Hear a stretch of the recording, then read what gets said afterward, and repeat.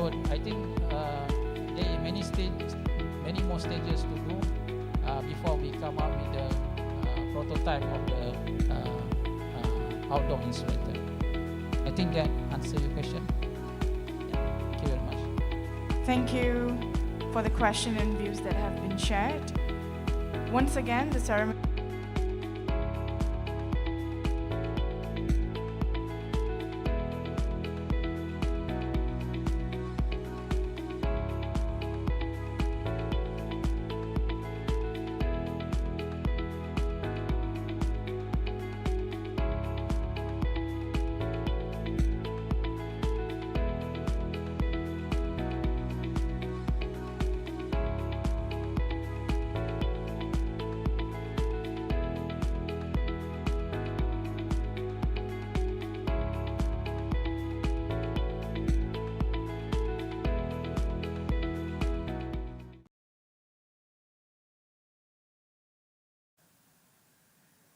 Ladies and gentlemen, should you require any assistance or further information, please do not hesitate to approach the event personnel stationed in the hall. Thank you very much for your kind attention and cooperation.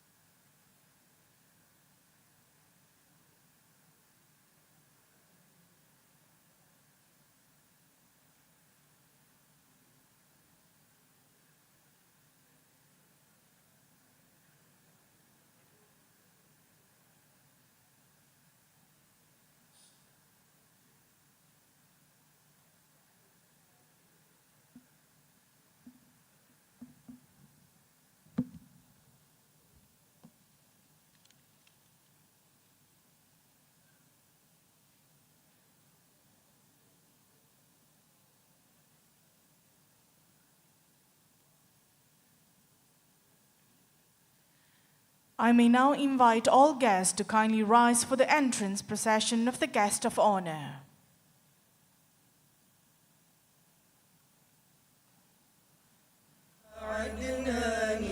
Announcing the arrival of the Honorable Dr. Muhammad bin Abdul Hamid, Deputy Chief Minister 1 of Penang, accompanied by distinguished guests.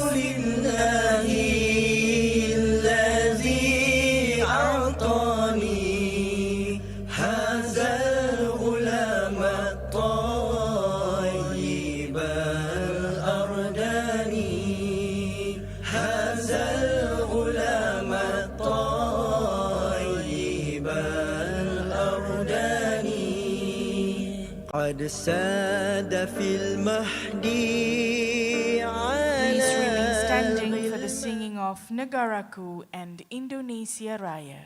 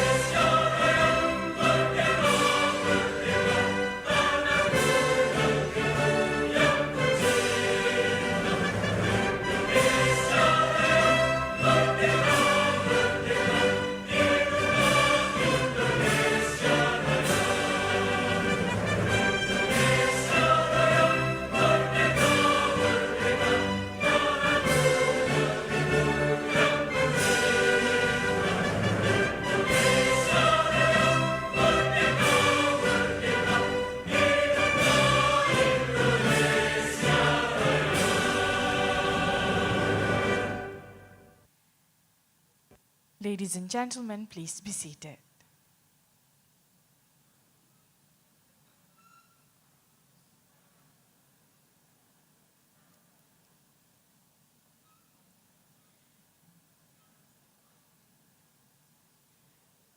The Honorable Dato, distinguished guests, ladies and gentlemen, to invoke blessings upon this meaningful morning, let us begin with a recitation from the Holy Quran.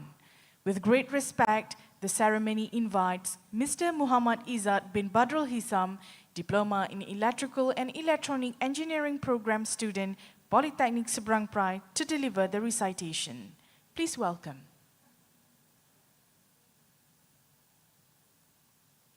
Assalamualaikum warahmatullahi wabarakatuh.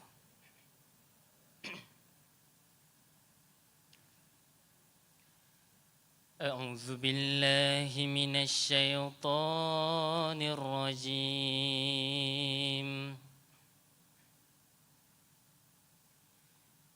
Bismillahirrahmanirrahim.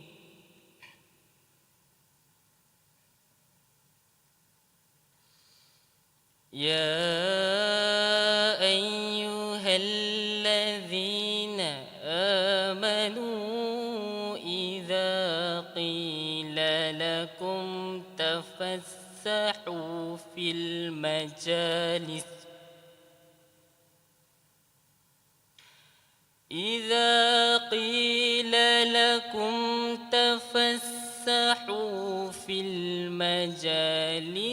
فافسحوا يفسح الله لكم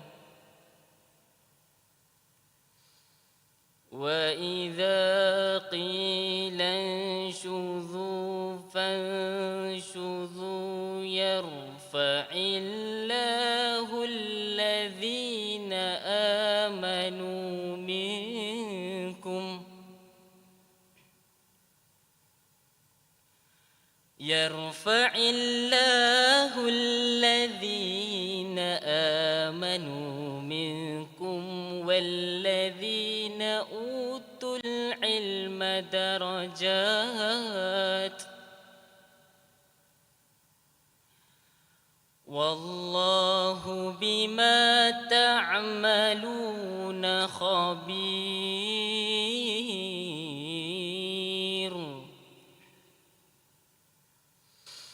يا أيها الذين آمنوا إذا ناجيتم الرسول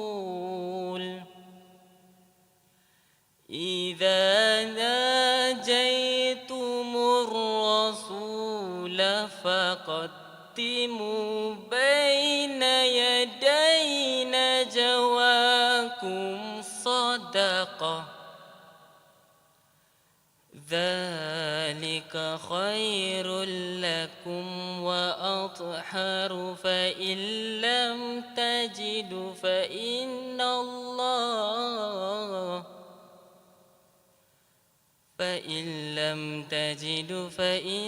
الله غفور رحيم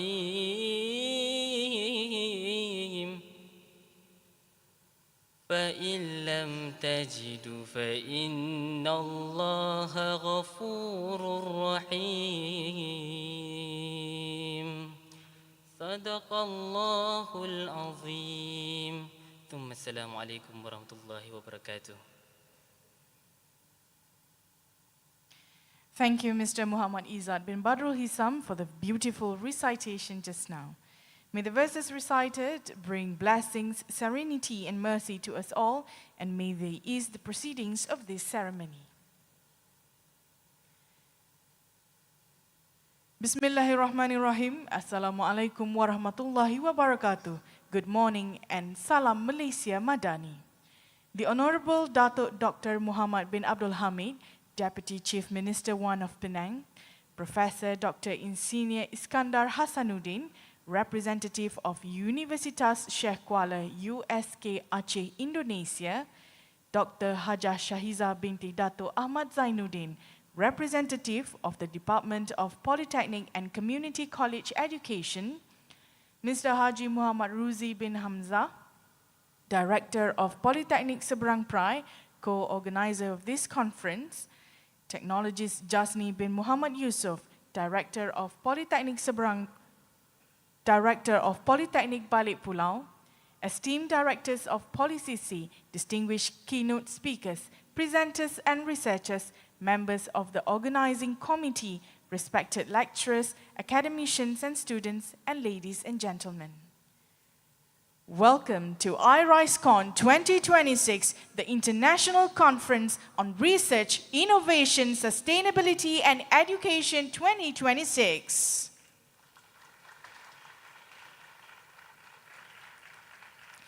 With the theme, Inspiring Innovation, Connecting Continents, this conference brings together researchers, academicians, presenters and participants from various countries on a prestigious scholarly platform to exchange ideas, expand collaborative networks, and elevate excellence in research and innovation at the international level.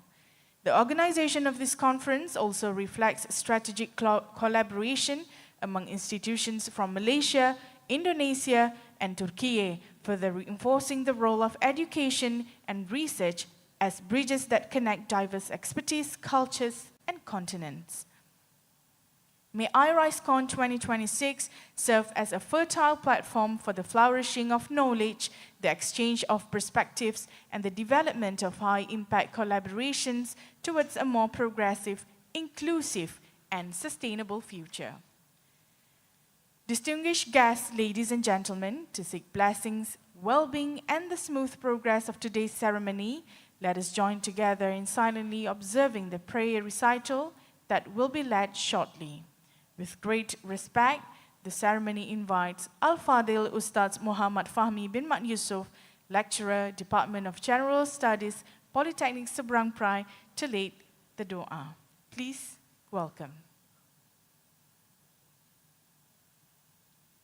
Bismillahirrahmanirrahim. Assalamualaikum warahmatullahi wabarakatuh. Al-Fatihah. A'udzubillahi minasyaitonirrajim. Bismillahirrahmanirrahim.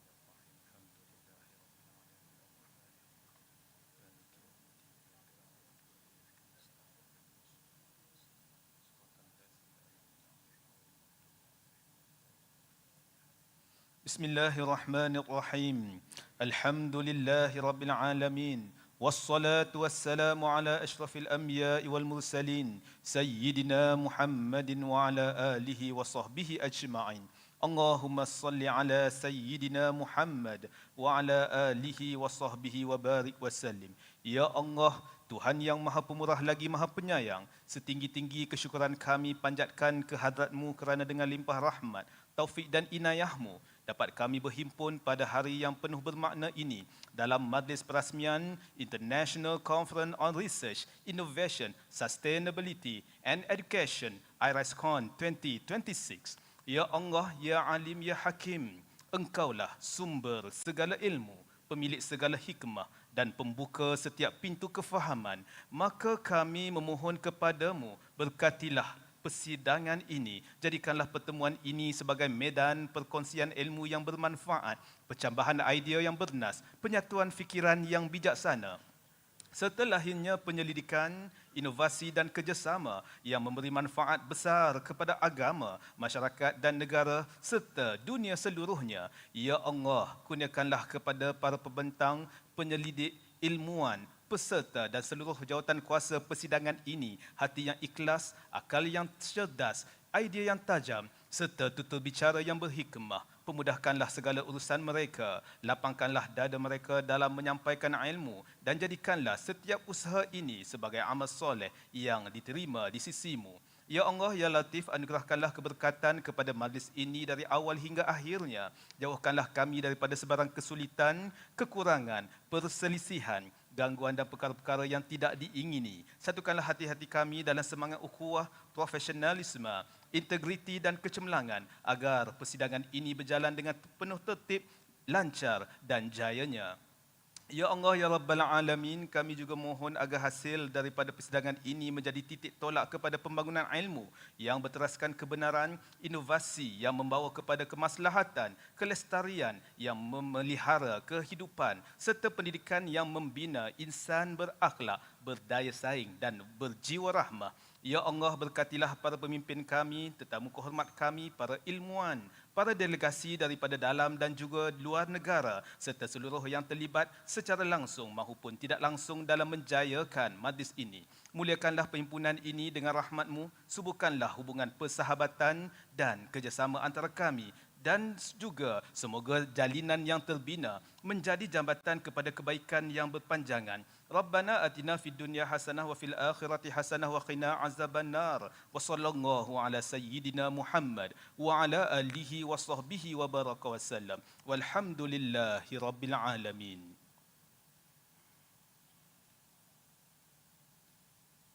Thank you, Al-Fadil Ustaz Muhammad Fahmi bin Mat Yusof, for leading the Doa recitation just now. To set the stage for the aspirations, spirit, and direction of this conference, let us now watch the Irisecon 2026 montage presentation. Distinguished ladies and gentlemen, kindly pay your full attention to the main screen.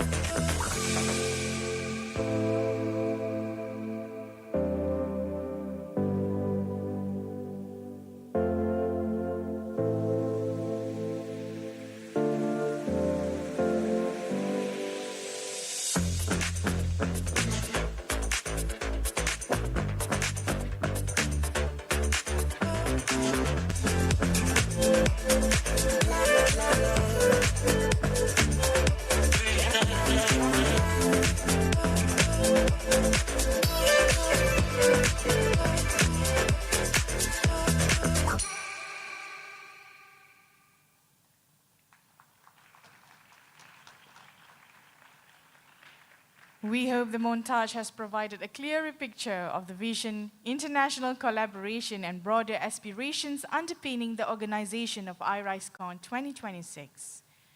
Distinguished guests, ladies and gentlemen, we shall now proceed to the next agenda, the welcoming speech. With great pleasure and respect, the ceremony invites Dr. Hajah Shahiza binti Dato Ahmad Zainuddin, representative of the Department of Polytechnic and Community College Education, to deliver her welcoming address. With great respect, please welcome.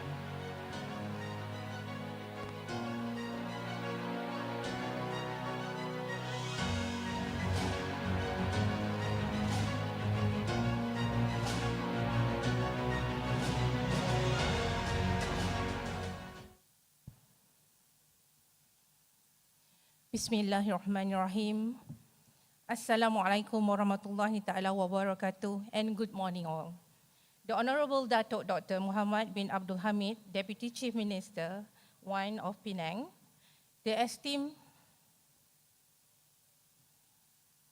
Professor Dr. Insinyur Iskandar bin Hassanuddin, representative of Universitas Kuala, Aceh, Indonesia, Tuan Haji Muhammad Ruzi bin Hamzah, Director of Polytechnic Seberang Perai, Technologist Jasni bin Muhammad Yusof, Director of Polytechnic Balik Pulau, distinguished directors of PolyCC, honored keynote speakers, presenters, and members of the research community, members of the organizing committee, esteemed lecturers, academicians, and students, ladies and gentlemen. A very warm welcome to all distinguished guests, respected speakers, participants, ladies and gentlemen, to Irisecon 2026 International Conference on Research, Innovation, Sustainability, and Education, as this conference is being organized for the very first time. Congratulations all. In line with the spirits of this conference, the direction of JPPKK is to strengthen TVET as a high-impact education system that is relevant to industry needs. The main focus is to produce future-ready graduates with strong digital and IR 4.0 competencies and high employability. This direction is aligned with national agenda such as Malaysia Madani and the nation's aspirations for innovation and technology-driven development. JPPKK has outlined 13 key commitments, 13 iltism, as the strategic framework to drive the transformation of the national TVET agenda. These commitments emphasize the development of competent and future-ready educators, the strengthening of efficient and high-integrity governance, the expansion of inclusive access to TVET, and the enhancement of strategic partnerships at both national and international levels. Ladies and gentlemen, as a forward-looking TVET institution, we are committed to bridge knowledge with real-world application and supporting innovation that meets industry needs. We believe that this conference will further strengthen regional and global collaboration while positioning PSP, Polytechnic Seberang Perai, as the key player in the international academic and innovation ecosystem.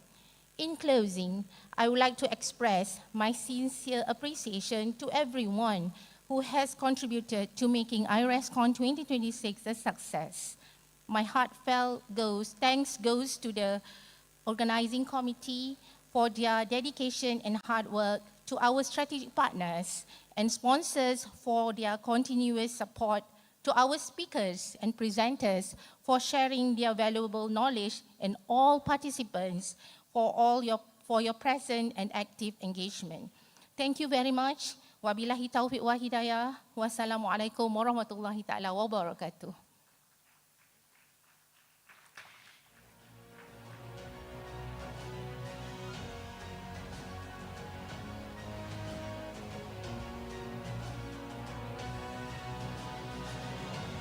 Thank you, Dr. Hajah Shahiza binti Dato Ahmad Zainuddin, for the welcoming address delivered. Indeed, the remarks reflect a strong commitment to strengthening the culture of research, innovation, and academic collaboration that forms a key pillar in the success of this conference. Distinguished guests, ladies and gentlemen, the ceremony now continues with a guest of honor speech. With great honor and respect, the ceremony invites Professor Dr. Insinyur Iskandar Hasanuddin, representative of Universitas Syiah, Kuala, USK Aceh, Indonesia, to deliver the guest of honor speech. With great respect, please welcome.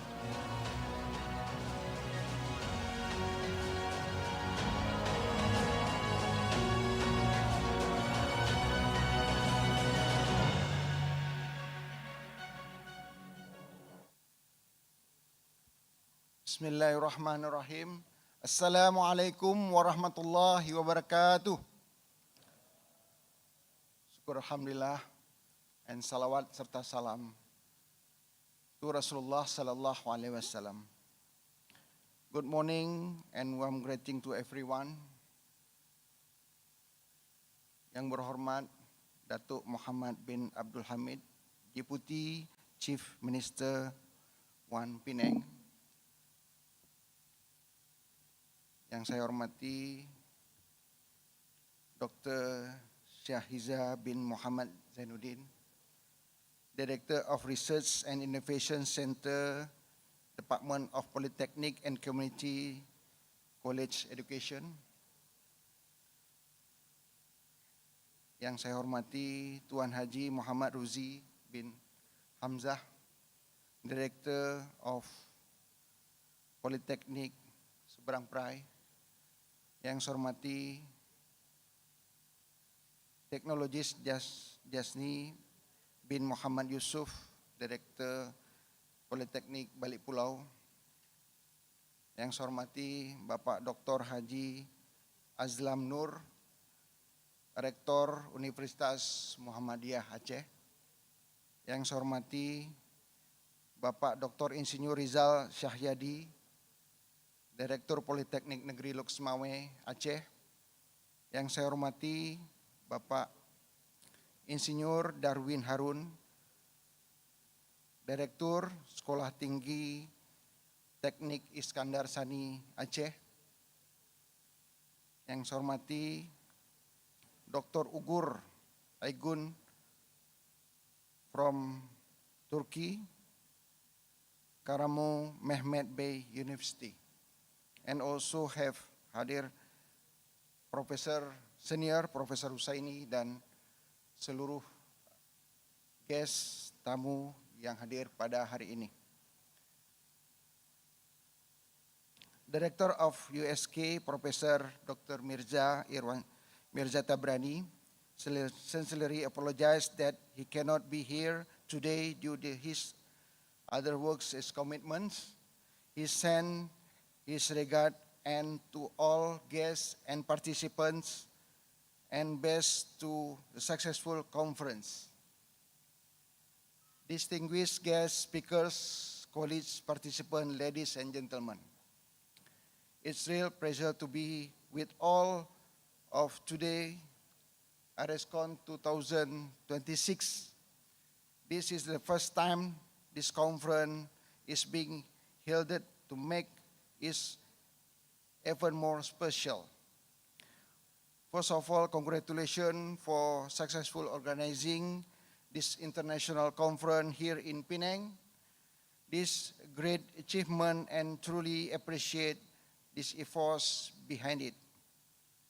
Ladies and gentlemen, Irisecon 2026 provide us with the great opportunity to come together, share ideas, learn from one another's, and build new connection.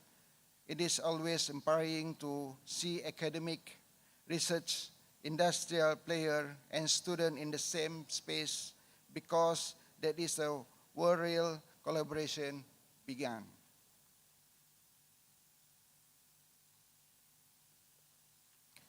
As we all know, the world is changing very rapidly with Industrial 4.0, digital transformation, artificial intelligence. Because of this, education, especially TVET, play much bigger role than before. We are not just preparing students for the job anymore, but for the future that inflexible, fast-changing, and technology-driven. That's why we need graduates from are not only technically skilled, but also adaptable creativity and ready to continue learning throughout their life. Employability remain a key focus for us. Our graduates need to be industry ready, globally competitive and strong in the both technical of the soft skill like communication, teamwork, and leadership. This is where collaboration truly matters between university, industry, and in the international partner.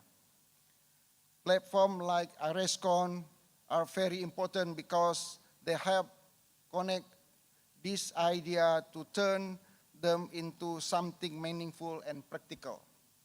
Ladies and gentlemen, as an academic institution, we are committed to ensure that knowledge is not just theoretical, but also connected real world need. We believe the conference will help to strengthen collaboration not only within this region, but also globally and contribute the stronger innovation ecosystem. We also have the very exciting program lined up, include keynote speakers, keynote session, research presentation, panel discussion, and work which I'm sure will be beneficial for everyone. Before I conclude, I would like to sincerely thank everyone who made the event possible, to organize committee. Thank you for your hard work and dedication, especially for PSP committee. Give applause to PSP committee. And also our partner, sponsor, thank you for your continued support. And to speaker and presenter, thank you for sharing knowledge. And all participants, thank you for you being here and making the conference meaningful. Before I close the speech, ada pantun. Dari Serambi Mekah ke Pulau Pinang, Laut Selat Malaka jadi saksi. Irisecon 2026 kita bergembira, Aceh dan Penang berbagi inovasi. Thank you very much. Wabillahi taufiq wal hidayah. Assalamualaikum warahmatullahi wabarakatuh.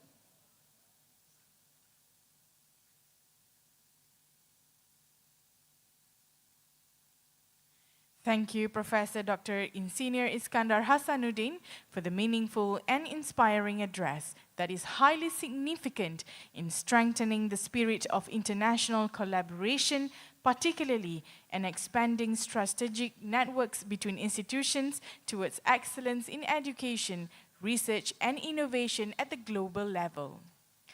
Distinguished guests, ladies and gentlemen, the much anticipated moment of the ceremony, the officiating speech.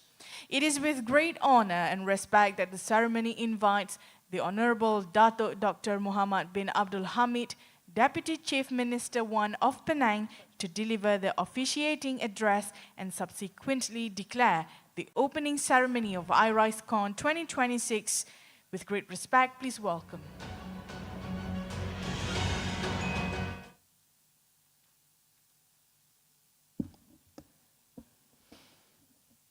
Bismillahirrahmanirrahim. Assalamualaikum warahmatullahi wabarakatuh. Salam Penang 2030 dan salam Malaysia Madani. Alhamdulillahi rabbil alamin. Wassalatu wassalamu ala asyrafil anbiya wal mursalin wa ala alihi wa sahbihi ajma'in. Terima kasih saya ucapkan kepada pengurusi majlis, the esteemed Professor Dr. Insinyur Iskandar bin Hasanuddin, representative of Universitas Syiah Kuala, USK Aceh, Indonesia, Dr. Hajah Syahiza binti Datuk Ahmad Zainuddin, representative of the Department of Polytechnic and Community College Education, JPPKK, Tuan Haji Muhammad Ruzi bin Hamzah, Director of Polytechnic Seberang Perai, Teknologi Jasni bin Muhammad Yusof, Director of Polytechnic Balik Pulau, distinguished directors of Polytechnic, honored keynote speakers, presenters and members of research community, members of the organizing committee, esteemed lecturers, academicians and students, ladies and gentlemen. Alhamdulillah, bersyukur kita kepada Allah Subhanahu wa taala. Marilah sama-sama kita panjatkan kesyukuran kehadrat Allah Subhanahu wa taala kerana dengan limpah dan kurnianya pada hari ini kita dapat bersama-sama dalam persidangan antarabangsa bagi penyelidikan inovasi, kemampanan dan pendidikan yang penuh bermakna pada hari ini. Saya juga ingin menyampaikan penghargaan kepada penganjur, khususnya Politeknik Seberang Perai, di atas penghormatan yang diberikan untuk menyampaikan ucapan pada persidangan kali ini. Izinkan saya untuk meneruskan ucapan ini dalam teks bahasa Inggeris. Ladies and gentlemen, it is with great pleasure and honor that I stand before you today to officiate this significant conference, the International Conference of Research, Innovation, Sustainability and Education 2026.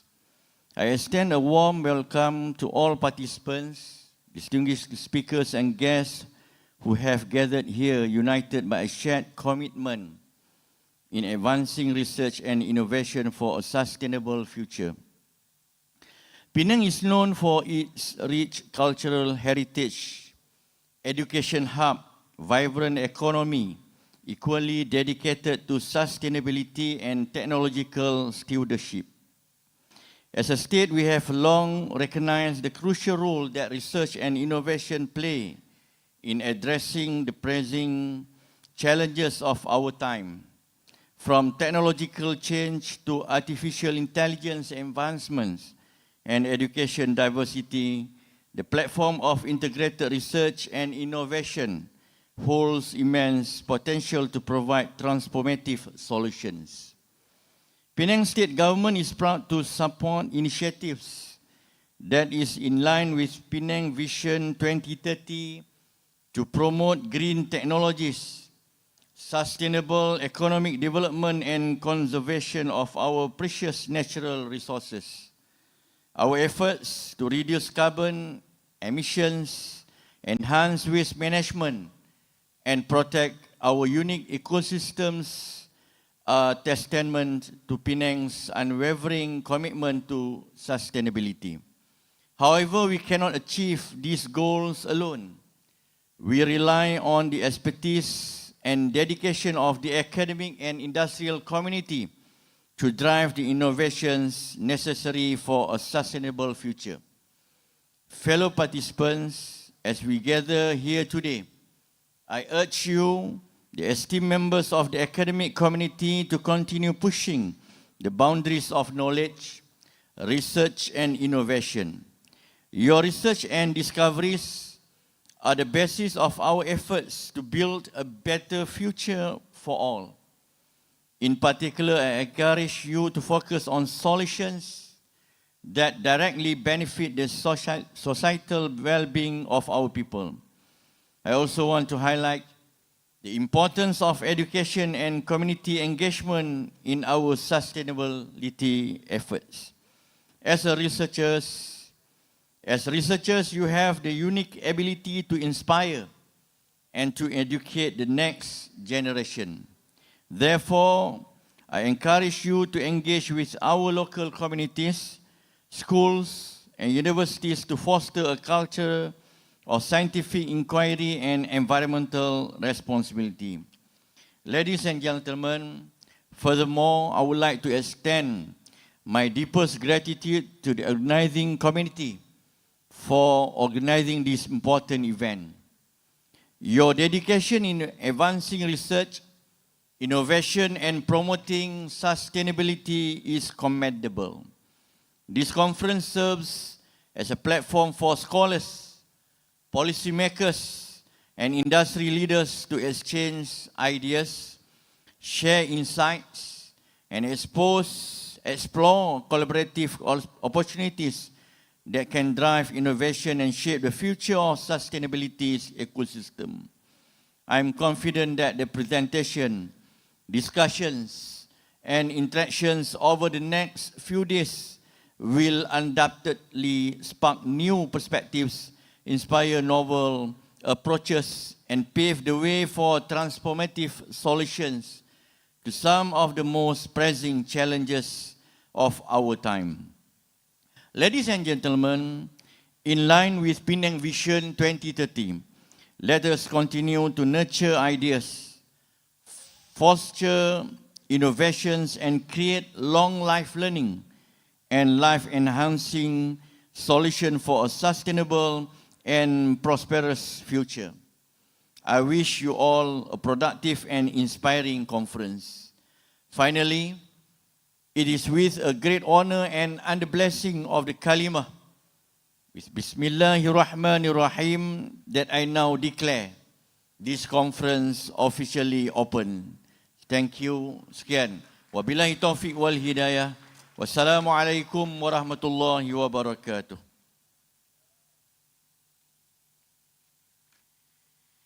The organizers would like to record their highest appreciation and sincere thanks to the Honorable Dr. Muhammad bin Abdul Hamid for the officiating address delivered just now.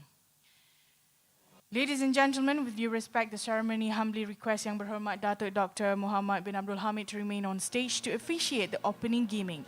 To accompany Yang To accompany Yang Berhormat Dato' on stage, the ceremony also respectfully invites distinguished guests to be on stage to complete the Irisecon 2026 opening ceremony gimmick. Ladies and gentlemen, in a few moments, Yang Berhormat Dato' Dr. Muhammad bin Abdul Hamid, together with the distinguished guests, will officiate the gimmick by holding the symbolic globe as a sign of the official launch of Irisecon 2026, carrying the grand aspiration of connecting innovation, knowledge and collaboration across continents. And now, the ceremony invites Yang Berhormat Dato' Dr. Muhammad bin Abdul Hamid to place his palm on the officiating globe. Let us count together to the moment of officiation. In 3, 2, and 1.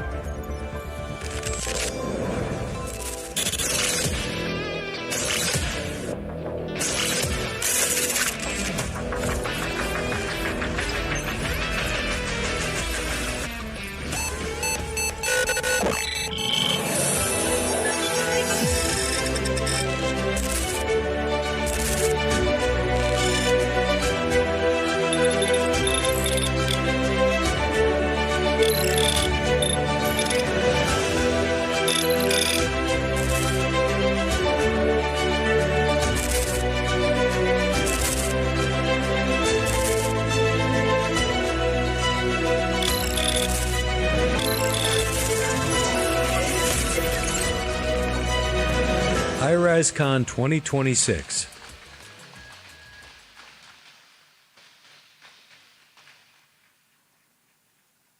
The ceremony expressed its highest appreciation and sincere thanks to Yang Berhormat Dato' Dr. Muhammad bin Abdul Hamid and the distinguished guests for completing the opening gimmick just now. We shall continue the ceremony with the official photography session as a commemorative record of Irisecon 2026. In this regard, all guests are kindly requested to stand so that the official photography session may be carried out in a more orderly and proper manner. For everyone's information, the photographer will be taking the photograph from the stage. Therefore, we kindly seek the cooperation of all guests to direct their attention towards the main stage and to maintain your respective positions throughout the photography session. Thank you for your cooperation. All right, we would like to request all guests to be close to each other. And if you could fill in the gap in between of the floor.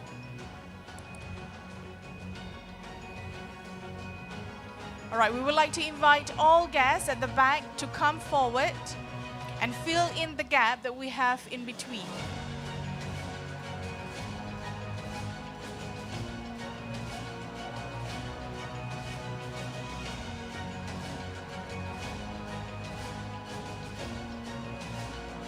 All right, there are more gaps here. Maybe perhaps the students at the back could come forward.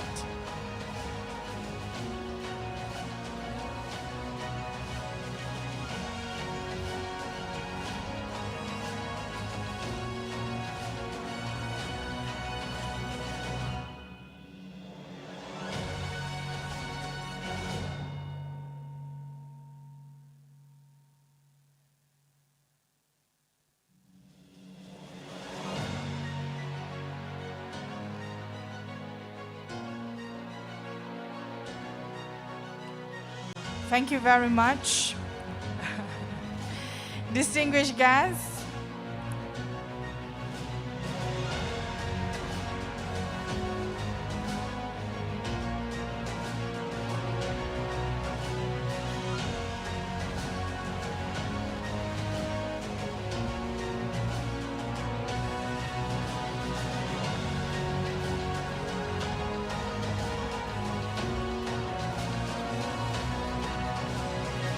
distinguished guests, the ceremony records its highest appreciation and sincere thanks to Yang Berhormat Dato' Dr. Muhammad bin Abdul Hamid Deputy Chief Minister Wan of Penang for graciously taking the time to attend and officiate Irisecon 2026. Ladies and gentlemen, with due respect, we wish to inform you that Yang Berhormat Datuk Dr. Muhammad bin Abdul Hamid will now depart from the ceremony, accompanied by this distinguished guests. In this regard, the ceremony kindly requests all guests to rise as a mark of respect.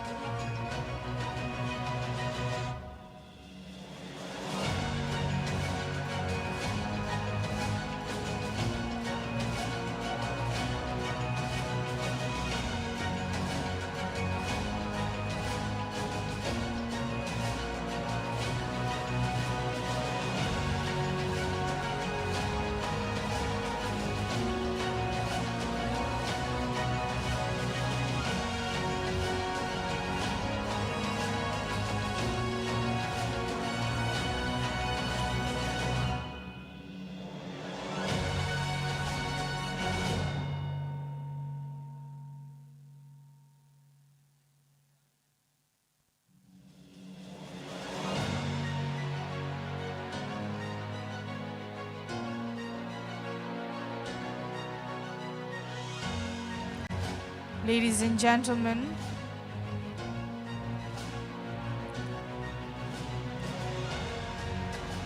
please turn your back and look up for another photography session from the aerial view of the hall.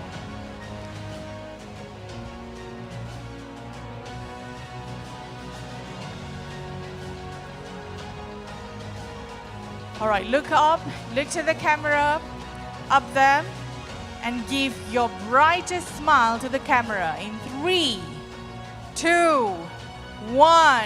Say cheese.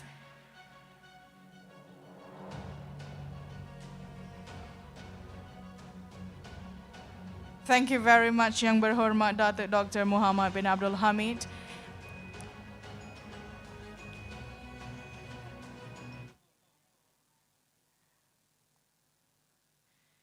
Ladies and gentlemen, you're now welcome to your seat.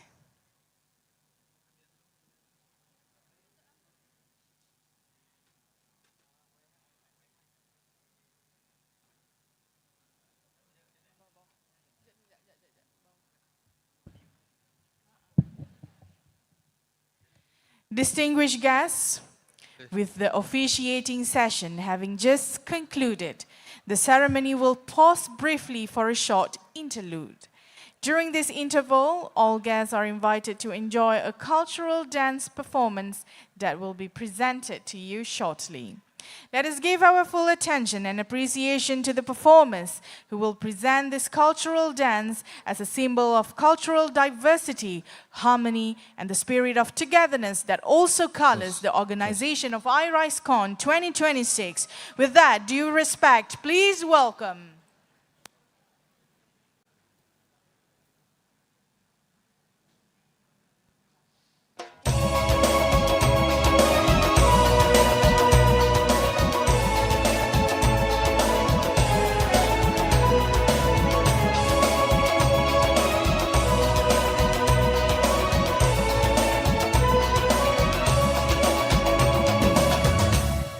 Andai permata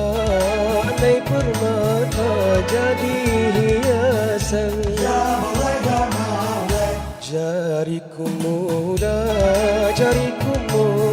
sembuh lukanya, bagai sutera dalam lukisan hidupku indah warnanya. Baru menuntun kembu jarimu, mekar harumnya seri halaman, hendak ku minum mustika embun agar tersuai idaman.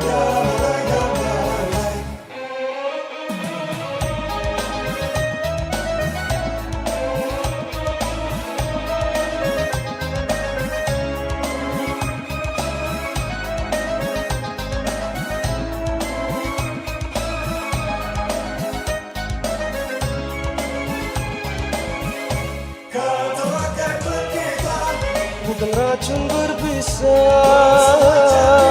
Semoga kan diberkati. Begitulah impian selagi nyawa di badan. Pintaku padamu bintang, kirimkan aku sinarmu. Moga jadi kencana hiasan kasih di jiwaku. Pesanku padamu sayang, bawalah pulang hatiku. Moga kan selamanya engkau bernafas di sisiku.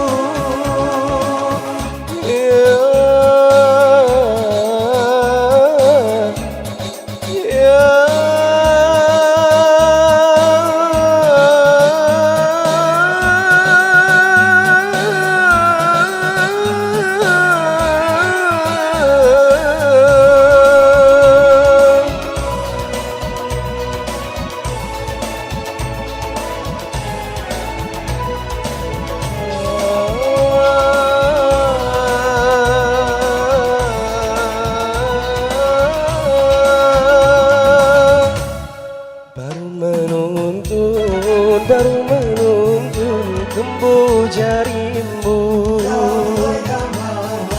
Mekar harumnya seri halaman. Tak ku minum mustika embun agar tersuai idaman.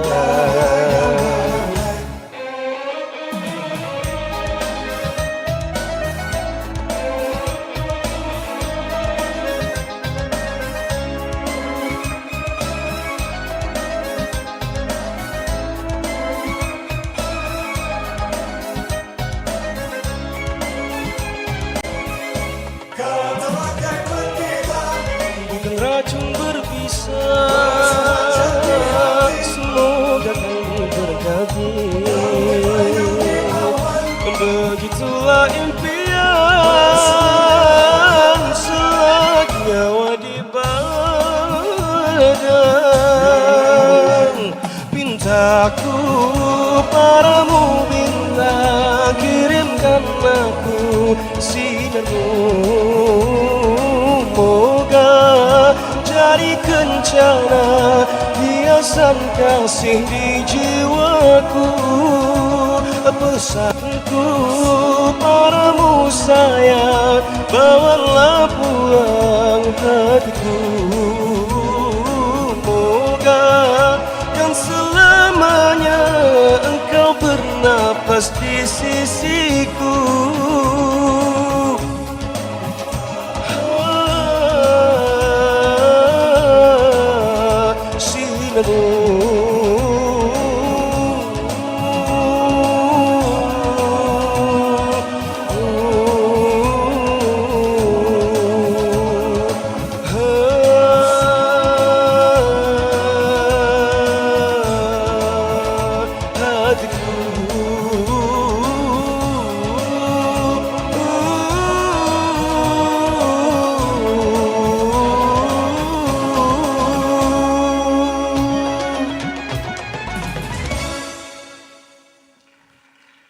Thank you, Zarfan and Tari Tanjung Kesatu, Polytechnic Seberang Perai, for a truly captivating and colourful cultural performance just now. Indeed, the performance has not only enlivened the ceremony, but has also reflected the beauty of cultural diversity that forms part of the spirit of cooperation and international relations in the organization of Irisecon 2026. Distinguished guests, the ceremony now proceeds to the keynote address session featuring the special keynote speakers invited for Irisecon 2026. We had earlier listened to one of the keynote speakers, and this session will gather prominent academics and experts from various institutions, both local and international, to share their perspectives expertise and scholarly discourse in the fields of research, innovation, sustainability, and education. For your information, the keynote addresses by keynote speaker 1, keynote speaker number 2, and keynote speaker number 3 will be delivered online, while we have listened to keynote speaker number 4, and we shall then resume to keynote speaker number 5, who will deliver his keynote addresses physically in this hall. The entire keynote session will be conducted by the moderator, who will guide the proceedings in an orderly and smooth manner. Distinguished guests, ladies and gentlemen, without further delay, the ceremony now respectfully hands over the conduct of the Irisecon 2026 keynote session to Mr. Charles Cheng Wen King, lecturer of Polytechnic Balik Pulau, who will serve as the moderator. With great respect, please welcome.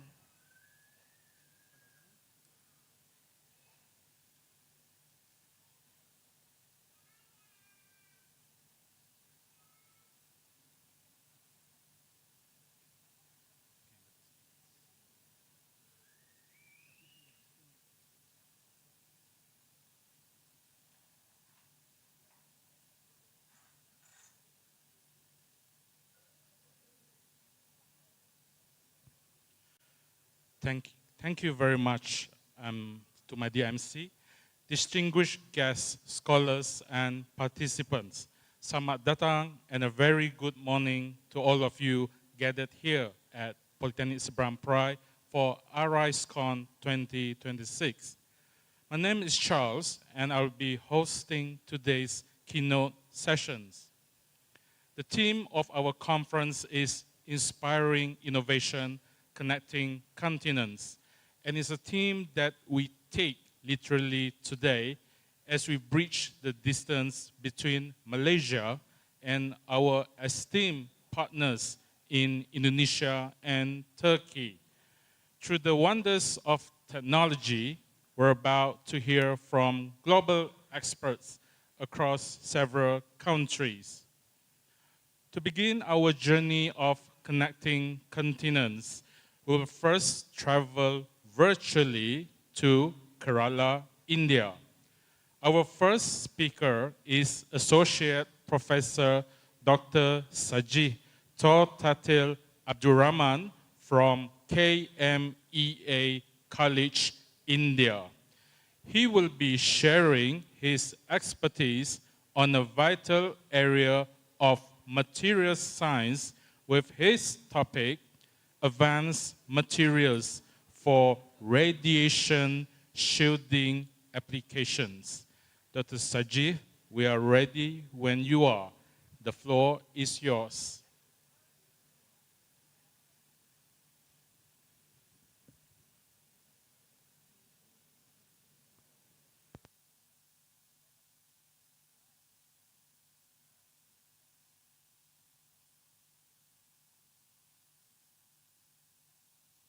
Dr. Sajid TA from KMA Engineering College, Kerala, India. Actually, the college is situated in the southern part of India, a state called Kerala, as you all know. My connection with Malaysia is I pursued my PhD in University Technology Mara Shalam campus. In 2022, I finished my PhD program. So I take this opportunity to thank the organizers Irisecon 2026 and the University Polytechnic Malaysia for inviting me for this keynote lecture. Let me move on to my presentation today. Actually, I am going to present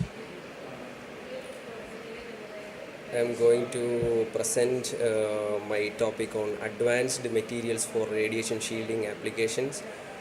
Thank you for Polytech Malaysia for giving an opportunity once again. So in this presentation, I will talk about the radiation application, why shielding is necessary in the case of this area. Actually, this is in line with the conference theme, the innovative technology and thematic things. So the radiation shielding. In the radiation shielding area, I will talk about the radiation shielding materials and the advanced neutron shielding materials used for shielding the shielding properties. So coming on to the basics of radiation, radiation is actually, it is a it's all around us. It is ionizing and it can be categorized into two, ionizing and non-ionizing radiations. Among these radiations, non-ionizing radiation is one of the greatest importance. So because of its high health hazards, because it can cause serious cancerous diseases, heart-related diseases. So deadly dangerous diseases can be occurred because of the exposure of this ionizing radiation. Among the ionizing radiations, actually you can see there are several ionizing radiations: alpha, beta, gamma and neutrons. These ionizing radiations exposure, it is first reported in 1911. An induced leukemia has been reported firstly. And what happens when the radiation falls on the cells, human cells, is that it will alter the DNA, and it will interact with the DNA and it will alter the DNA, causing severe health diseases. So there are three things can happen when the radiation is interacted with the cells. The cell got mutated and it will be automatically repaired, that is viable cell. And if the cell got radiated and it can damage and it can die, that is inviable cell. And the third one is most important in the case of our concern, which is it shows the cell survives after getting mutation. This can lead to the cancerous. So occupation point of view, you can the radiologists, the medical physicists, the radiation treatment facilities, all these areas, the radiologists, the workers, all of them get affected because of this radiation. And atom bomb victims and all other areas, these are the occupational exposure that can occur in the case of radiation hazards. So shielding the radiations, as you can see from the figure, it is that the alpha, beta, X-ray, gamma, all this radiation can be shielded with the paper, wood and metal based materials. But if you look into the neutron, it can easily pass through all these materials because of this is very small size, that is Barn, it is in the range of Barn like 10 raised to minus 24 meter. It can easily pass through all these materials, and only the way of shielding the neutrons is the interaction with these hydrogen rich atoms, hydrogen rich matrix. So I will quickly go on to some of the neutron shielding applications. You can see the glove box facilities where the people will put their hands through a glove box and handling the radioactive materials.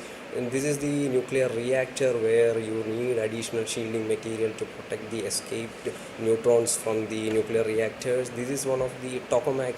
It is the nuclear fusion reactor, which is one of the energy possibility in the upcoming era, that is nuclear fusion reactors. There are also neutron and radiations, ionizing radiation escape is possible. And you can see that this is the radiation treatment facility in the medical healthcare sectors. You can see that there will be a cyclotron and there will be treatment room 1 and treatment room 2.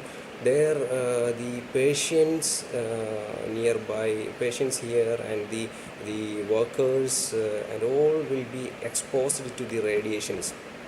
So these are the areas where neutron radiation. Another thing is that the portable neutron detectors and neutron analyzers, which can be utilized in the area of agriculture and all the areas of the detecting the bombs, explosives, etc. So these are the portable source of neutron detectors. So the neutron radiations, among the ionizing radiation, is one of the dangerous, and how the shielding of neutron radiation, that's what I am going to explain. So the basic fundamental of shielding the neutron is that the fast neutron will collide with the similar size hydrogen atoms and it will get slowed down. So these slow down neutrons will be further absorbed by neutron absorbing materials like boron with isotope 10 and it will get absorbed and it will be changed to lithium by liberating gamma and alpha rays. So this is the basis of the neutron shielding mechanism actually. So coming to the polymer composites, when the neutron is interacted with the hydrogen rich, that is CH3 CH4, the polymer chains, lot of hydrogen atoms are there. So in this figure you can see that the blue dots are representing the hydrogen atoms. So once the neutron is interacted with the hydrogen atoms, it will get slowed down according to the fundamental principle. So this slowdown will further interact with the neutron absorbers, the boron atoms, and it will change, it will be get absorbed and by liberating alpha and gamma rays. This is the idea of developing advanced materials. One of the problem with this hydrogen richness should be uniformly distributed inside the material, and the other one is the boron compounds. The neutron absorbers also need to be distributed uniformly throughout the matrix. So there comes the development of advanced neutron radiation shielding materials. So one of my previous work is the natural rubber, the low density polyethylene, the hydrogen rich polyethylene pockets will be, I try to introduce it into natural rubber, which is one of the natural sources abundant in Malaysia, India like countries. So to enrich the hydrogen is one of my objective, and to incorporate the boron based fillers, that was my one of the previous works. So the neutron and the natural rubber and low density polyethylene and with all other fillers, the neutron absorbers, the HF carbon black, the reinforcing fillers, all will be mixed in 2-roll rubber mixing mill, and it will be undergoing to cure test, and further it will be compression molded to obtain the flexible shielding materials which can be applicable in the surfaces of the ducts and the complex areas in the nuclear reactors. So in order to understand the filler interactions and all, actually the torque, the torque values of the shear torque of the material is observed, and you can see that with increasing the reinforcing filler HF carbon black, the shear torque goes on increasing, which shows the filler network formation inside the material. And to observe the morphology, we have done the transmission electron microscopy. You can see that the LDP, the hydrogen rich pocket was at a very low concentration. It was not that much distributed in the natural rubber matrix. Upon increasing the HF carbon black reinforcing filler, the LDP, that hydrogen pockets got a breakdown and it got uniformly distributed throughout the matrix. This was what happened in the case of this was what happened in the case of NR-LDP matrix through morphology observation. So the other thing is that to understand the application point of view, the mechanical properties, we have done the universal testing machine, and we have performed the neutron shielding testing using the neutron source at the center, and by keeping the samples at the top. Above that the detector will be there, and according to the Beer-Lambert's law, the intensity of the neutron, which is a relation connecting the macroscopic cross section of the material, we can be calculating the neutron shielding of the neutron radiations in the material.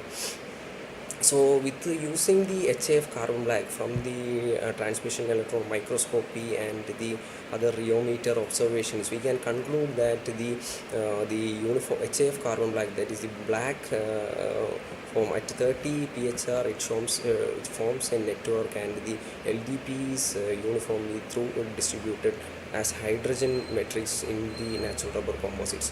So for further improving the neutron absorbing capability of the material, that is the 30 pHr HF carbon black reinforced composite, to that molecule we introduced boric acid, one of the abundantly available compounds, boric acid and borax, into the into the above optimized material.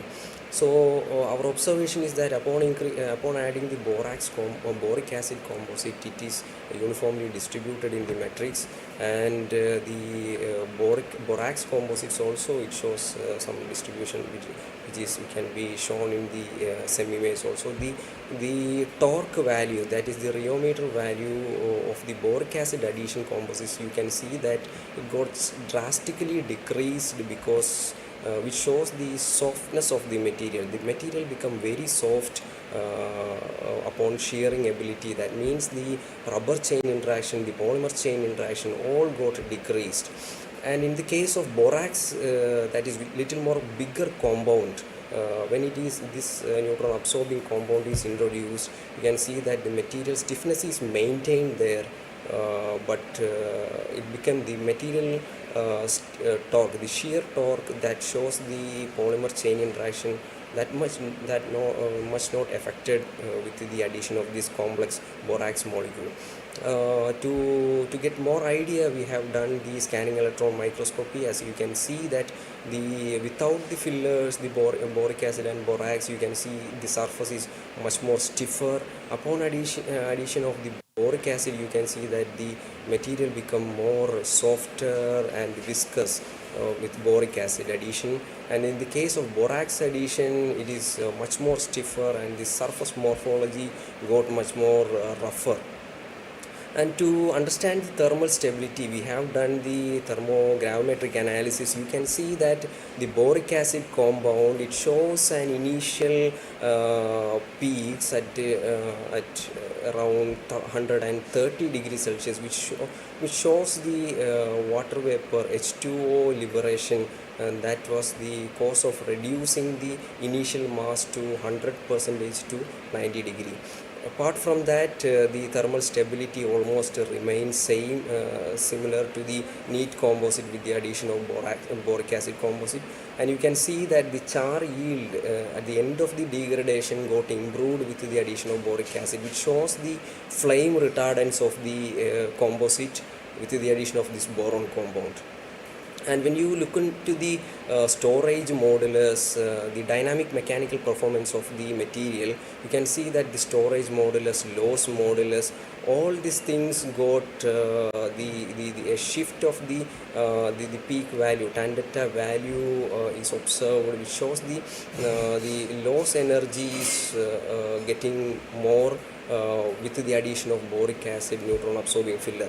And you can see that the tan delta peak got decreased, which shows the filler restriction in the polymer, that natural rubber matrix upon additioning more and more fillers. So in the case of borax composite, you can see that there is not much effect in the thermal stability of the initial material. That means the mass is only little get affected in the material, and you can see that the restriction of polymer chains in the case of borax is very higher in the tan delta peak. So from this we can understand that in order to understand more about the filler-filler interaction at the higher strains, we have done the pain effect test on the storage modulus, and you can see that upon increasing the filler interaction, the secondary interaction, that is between the filler boric acid and HF carbon black and HF carbon black, these filler interaction got decreased, and it can be schematically represented as like this. You can see that the blue region is the hydrogen rich pockets of LDPE, this black is HF carbon black. Upon increasing the strain, it goes decreased, and if the boric acid composite is added, it will be like this. The HF carbon black and boric acid will be together, will be a network, and upon applying the strain, it will go decreased. And in the case of heavy high molecule structure borax composite, it will get because of the complex structure, it will initially get agglomerated. Upon applying the strain, it will get breakdown. So further, the neutron shielding ability of the material is calculated by using studied using neutron shielding experiment, and you can see that the macroscopic cross section value which shows the shielding ability goes on increase from 2.1 to for boric acid compounds it 2.12 it increased to a value of 3.5 centimeter inverse, and in the case of borax compounds it increased to a 3.1 centimeter inverse. So because the boron content in the boric acid compound and borax compound it is different because of the complex molecular structure. So we can see that the conclusion of my presentation is that with the addition of boric acid and neutron absorbing fillers onto the hydrogen rich matrix, we can develop a good flexible materials. The boric acid natural rubber composite shows much more softer material which can be applied in the curved and ducted areas where the soft material can be applied in the nuclear reactors, medical healthcare facilities, upon the pipings, the coverings of the pipings and the ports and all. And in the case of stiffer material applications like borax compound can be, borax based natural rubber composite can be used to cover up the materials. So by this I conclude my presentation with this short time. Hope you have more questions I can answer. Thank you for your patience.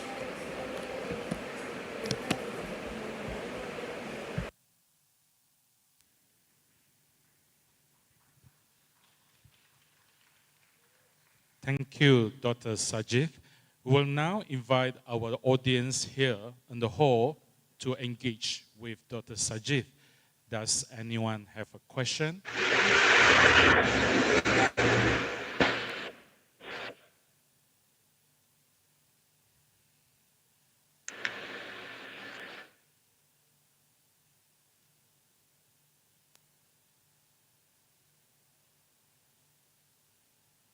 Professor Charles, any question?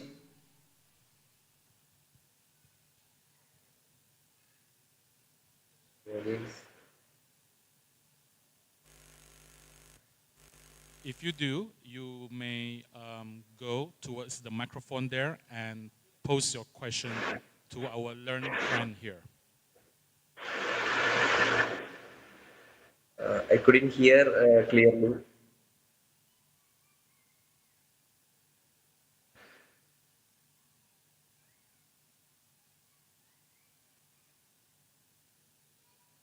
You mean the microstructure of the material?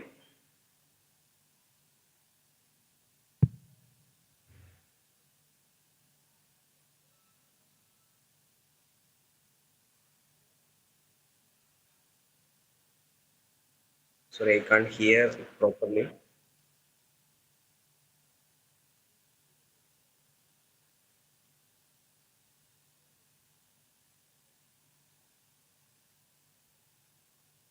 Again, ladies and gentlemen, if you have any question, please come forward to the mic and tell us what you would like to say to Dr. Sajid.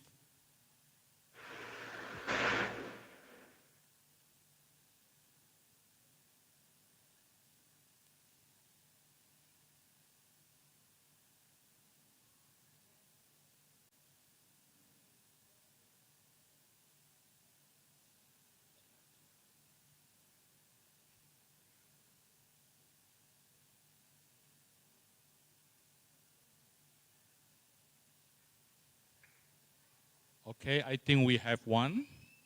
Thank you, sir. Yes. Yes, sir.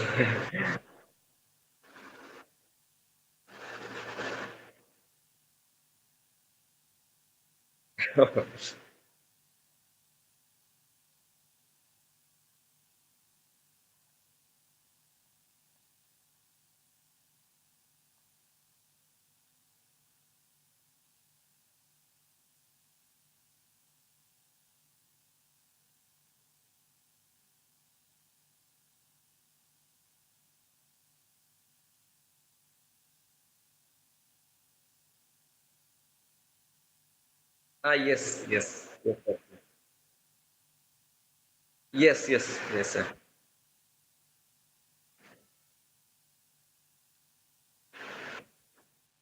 Right?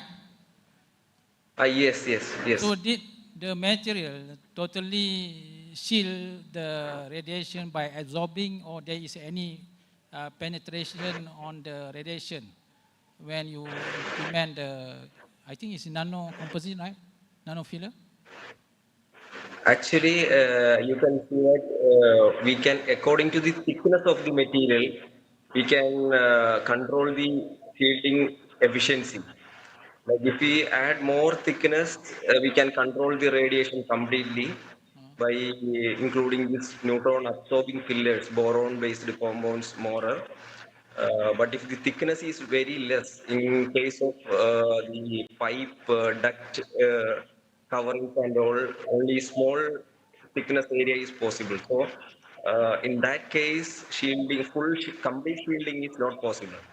But we can reduce the exposure to the patients or workers in the medical sectors and all, that is while doing this radiation therapy, cancer treatment. So it's mean it totally absorb the radiation. Why is it the different? Yes. Why is it different with the conventional, the existing shield material? The existing shielding material, actually, because of the metal-based shielding materials, the neutron can easily pass through the void spaces in between the metal structures, the concretes, the not flexible. So the complex structures, because of the very small size, the neutrons can easily escape. So there we are placing the flexible, this kind of natural rubber based material to absorb the unwanted, the escaping radiation, which is more hazardous to patients and workers, and which will cause cancerous after 5 to 60 years as a second primary cancer. Okay, thank you very much. Thank you, sir, for your question. Thank you very much, sir, for the question. We will now invite one more.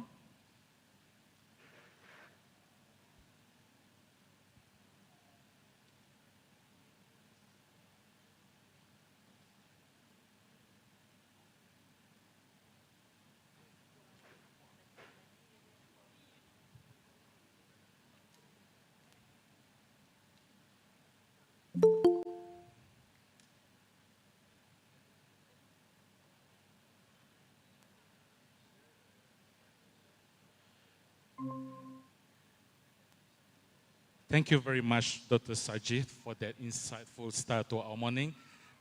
We are very happy that you could join us today, and we hope that our audience have learned something or two from you too as well. Thank you again, Doctor, and hope you can stay with us.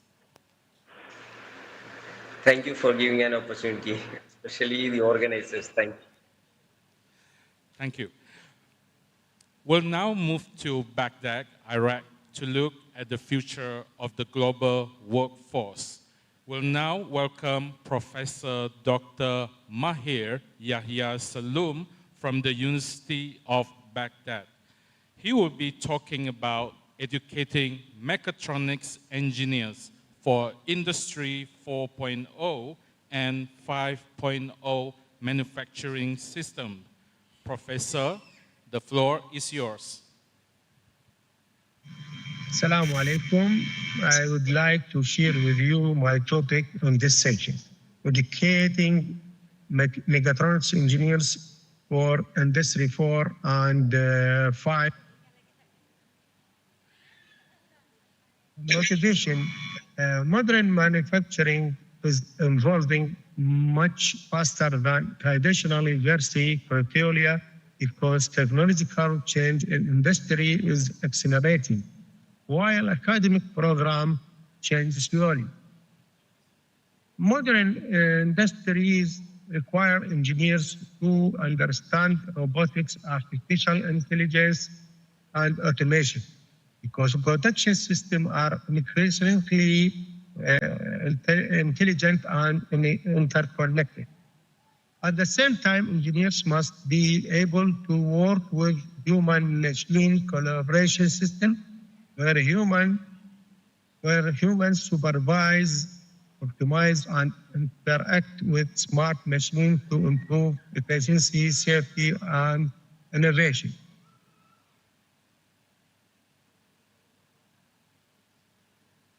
There is an urgent need to align education with Industry 4 and Industry 5 because modern industries now require both advanced technological skills and human-centered competencies. While Industry 4 emphasizes technologies such as automation, artificial intelligence, and smart system, Industry 5 highlights the importance of human creativity, collaboration, and ethics, the decision-making alongside machine.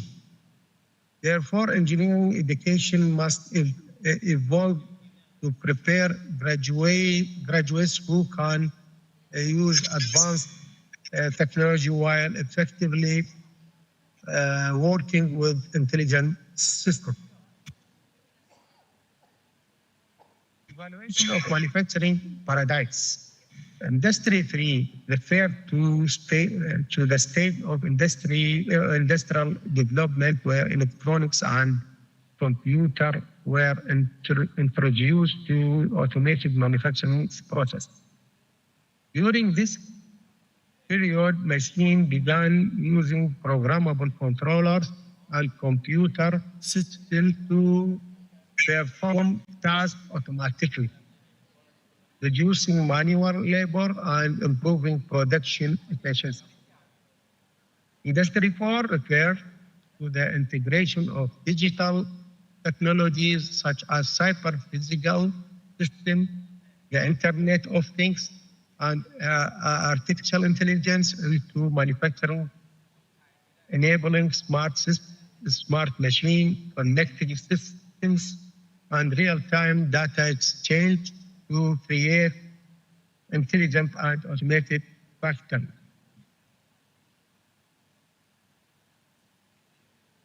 Industry 5 focuses on collaboration between human and intelligent machine, where technology supports human creativity and decision-making. It also emphasizes sustainability and relations, ensuring the industry system and environmentally responsible and adaptable to future change. Now, this time diagram shows evaluation of Industry 4 and Industry 3 to Industry 5. Illustrate how manufacturing has progressed from basic computer-based automation, this is industry number 3, to smart connecting factories using artificial intelligence and Internet of Things, industry number 4, and finally to human-machine collaboration focused on sustainability and relations. This is industry number 5. Of industry number 4, cyber physical system are system where physical machines are connected to the digital network using sensors and software. Sensors collect the data from machine, enabling real-time monitoring, while connectivity allows different systems to communicate and coordinate with each other for smarter and more efficient operation. Then the industrial Internet of Things connect machines, sensor, and system to collect real-time data. This that this data allow industry to protect equipment failure before they occur. Protective, we call this productive maintenance, and optimize the production process by improving efficiency, reducing downtime, and enhancing decision making.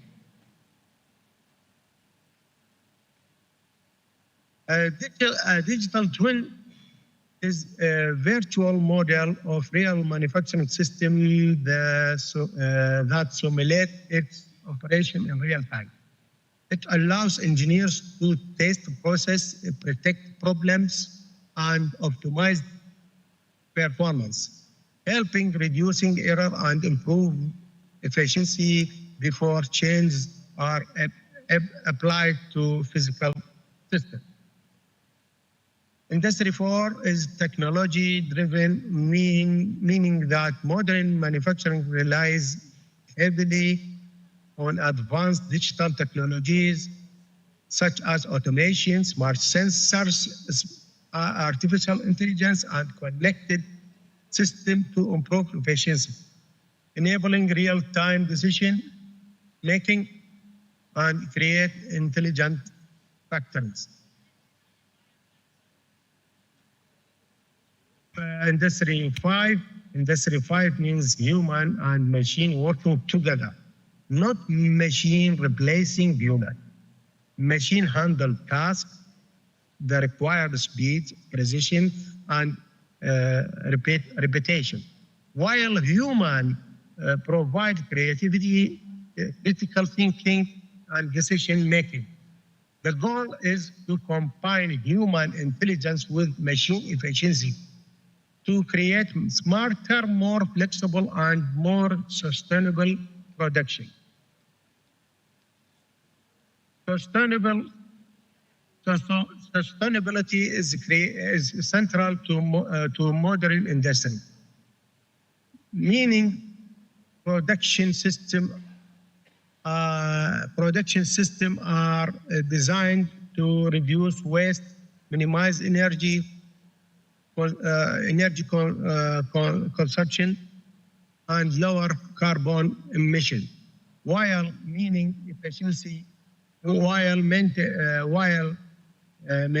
efficiency and supporting long-term environmental responsibility. Ethical design means developing technology in a responsible way so that it benefits people and not only increasing productivity or profit. It's ensure that an innovation considers human well-being, fairness, safety, and social impact. Today, engineering must combine technology experts with social and environment awareness. This means design solutions that are not only technically effective but also socially responsible and environmental sustainability.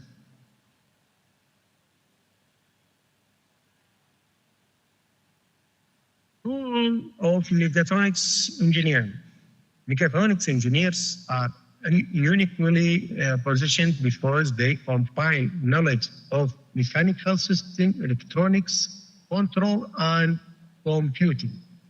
These interdisciplinary experts allow them to integrate different technologies and bridge multiple engineering domain in modern intelligent system.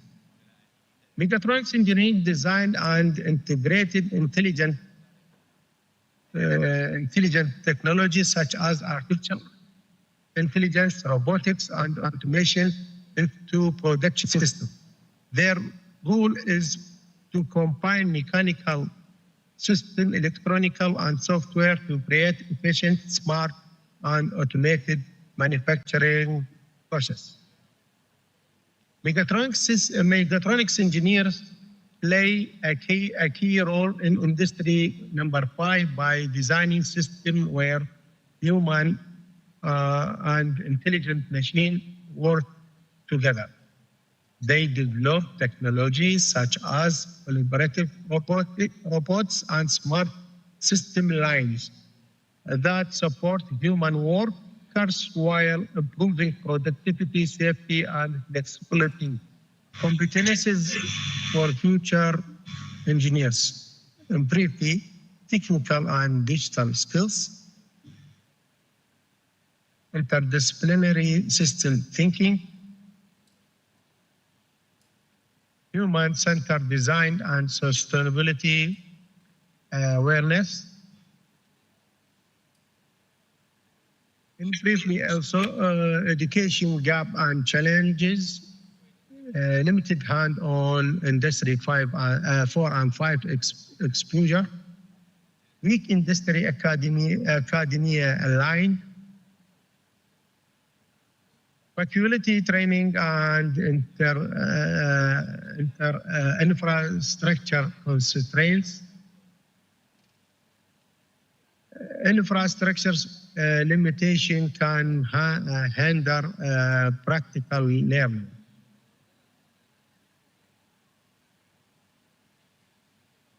Curriculum and pedagogy, modular outcome-based design, project and research-based learning, industry-linked capstone and lab, embedding artificial intelligence, robotics, and smart manufacturing.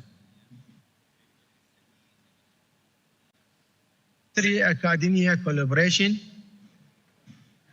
internship and co-op programs, joint lab and co-supervised projects, aligning curriculum with EBIT and Coronia outcomes.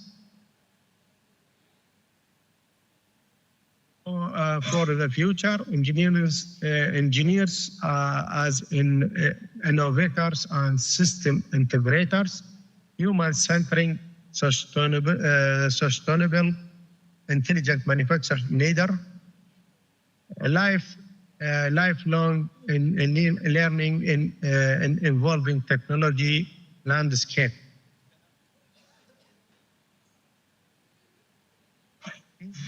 Takeaways. The key message is that modern engineering education, strong collaboration with industry, and focus on sustainability.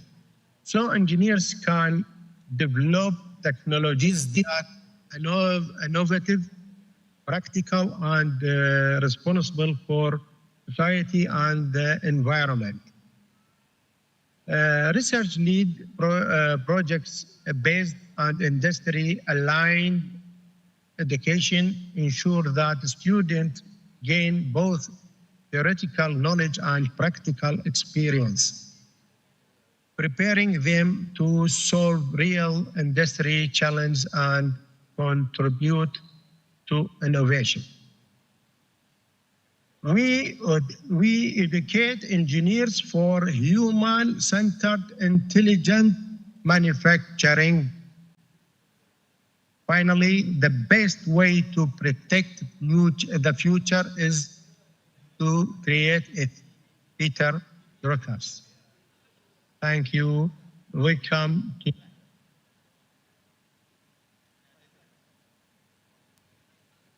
Thank you, Professor, for the speech.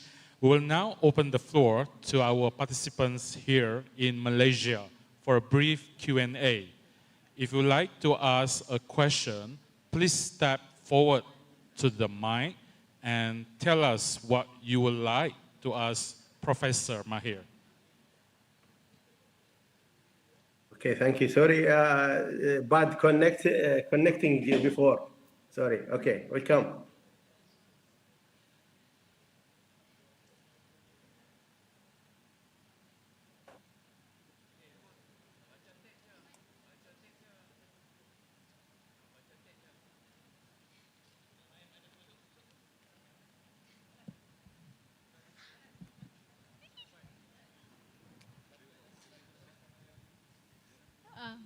Hello, I'm from Polytechnic Seberang Perai.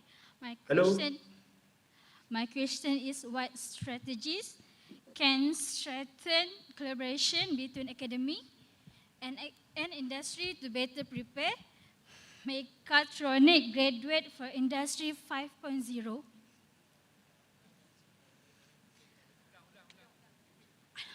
Yes, sure, can.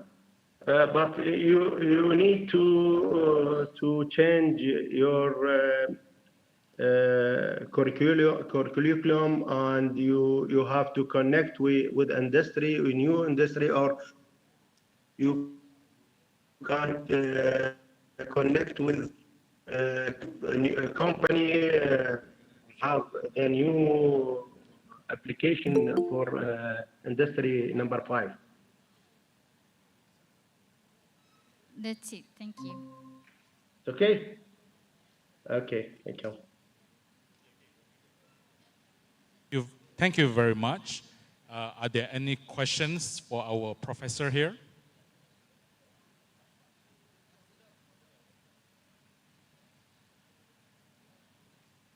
Hello?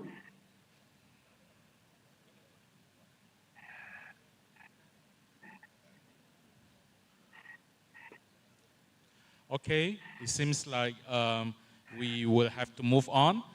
Thank you very much again, Professor Maher, for your time today.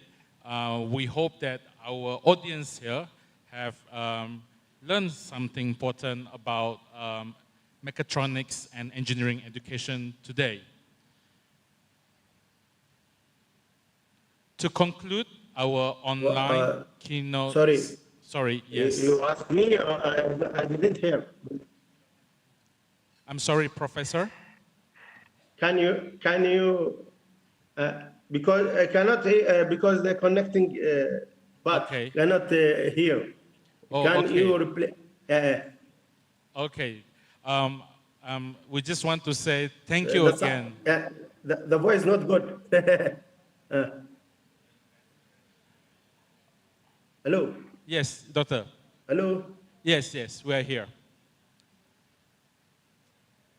Yeah. Still not good. I think we are having some technical difficulties. We are very sorry, Professor, but unfortunately we'll have to move on. Thank you again for joining us from Banda Okay, today. thank you very much. Sorry for this distribute, because the connecting. I don't know why here not good. Okay. But hello. Yes. Hello. Yes, doctor. Okay. Anyway, I'm very sorry, but we'll have to move on. Thank you again, Professor Maher. To conclude our online... Okay, welcome. Yes. Okay. To conclude our online keynote sessions, we'll now go to our neighbors in Brunei. It is my pleasure to welcome Senior Assistant Professor Dr. Hajah Amira binti Haji Ismail from University Islam Sultan Sharif Ali. Today, she's going to talk about reimagining learning, AI as a catalyst for educational innovation. Dr. Hajah Amira, we look forward to listening to your talk. Bismillahirrahmanirrahim. Assalamu alaikum wa rahmatullahi ta'ala wa barakatuh, and warm greetings. Today, I would like to invite you to reimagine education, not merely as classrooms and curricula, but as a living ecosystem shaped by digital technology and artificial intelligence. Technology is no longer supporting education from the sidelines. It is fundamentally reshaping how learning happens, how knowledge is shared, and how future generations are prepared. Education today stands at a critical turning point. Digital technology and AI are not future possibilities. They are present realities, transforming classrooms, institutions, and learning systems. The key question here is not whether we adopt AI, but how we adopt it responsibly, meaningfully, and ethically. Across the world, education is shifting from instructor-centered model toward learner-centered and adaptive ecosystems. Technologies such as AI, cloud computing, and data analytics enable learning that is personalized, flexible, and accessible anytime and anywhere. This transformation is not about replacing teachers. Instead, AI should amplify human creativity, reasoning, and critical thinking. Traditional education often relies on uniform teaching and delayed feedback. AI enables real-time insight into learner engagement and understanding, allowing timely intervention and support. At the same time, automation reduces administrative workload, allowing educators to focus on mentoring and meaningful learning interactions.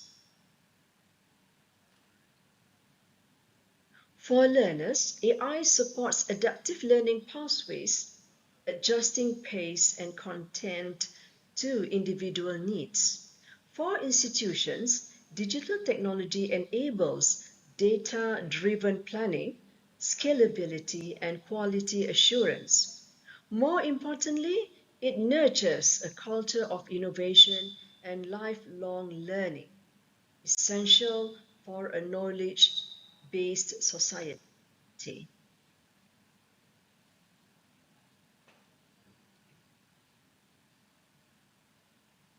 Adaptive learning platforms analyze learner behavior to personalize content continuously. Intelligent tutoring systems provide on-demand explanations and feedback, simulating personalized support at scale.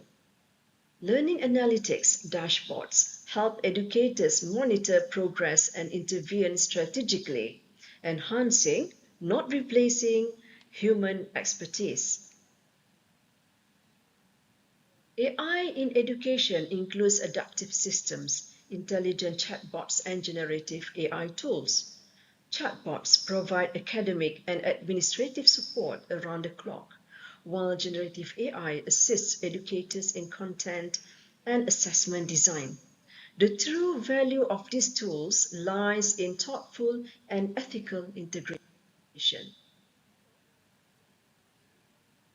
AI accessibility tools support learners with diverse abilities. Remote and hybrid learning models expand access across geographical and socio-economic boundaries. Gamification and immersive technologies increase motivation, making learning more engaging and meaningful.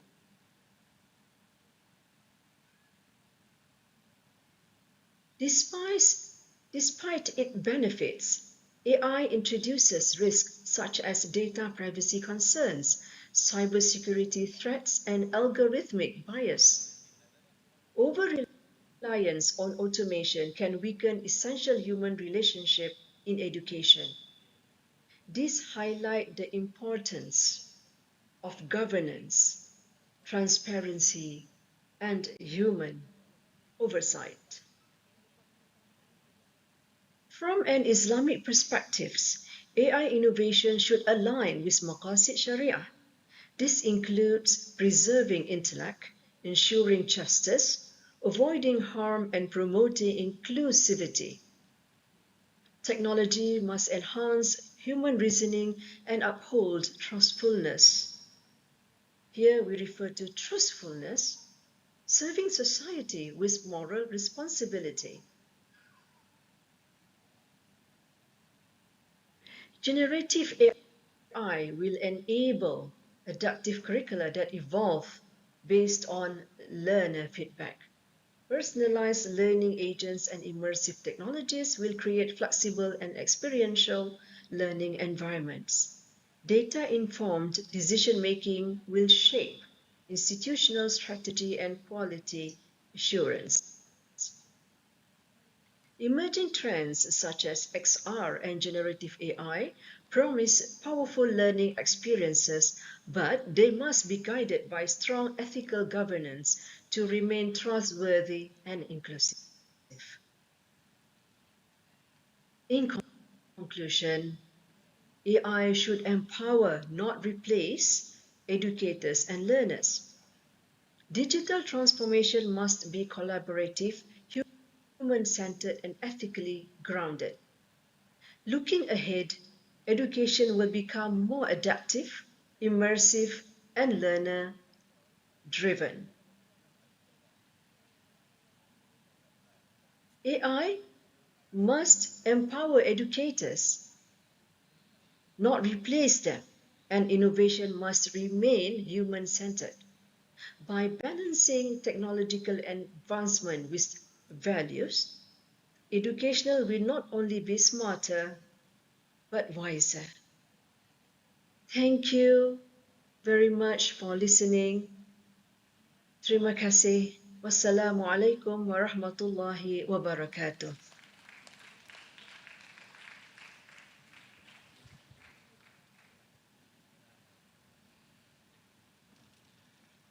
Thank you very much, Dr. Hajamira, for that very timely look at AI.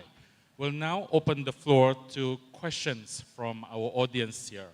If you do have one, please do not hesitate to step forward and tell us what you would like to talk or ask about.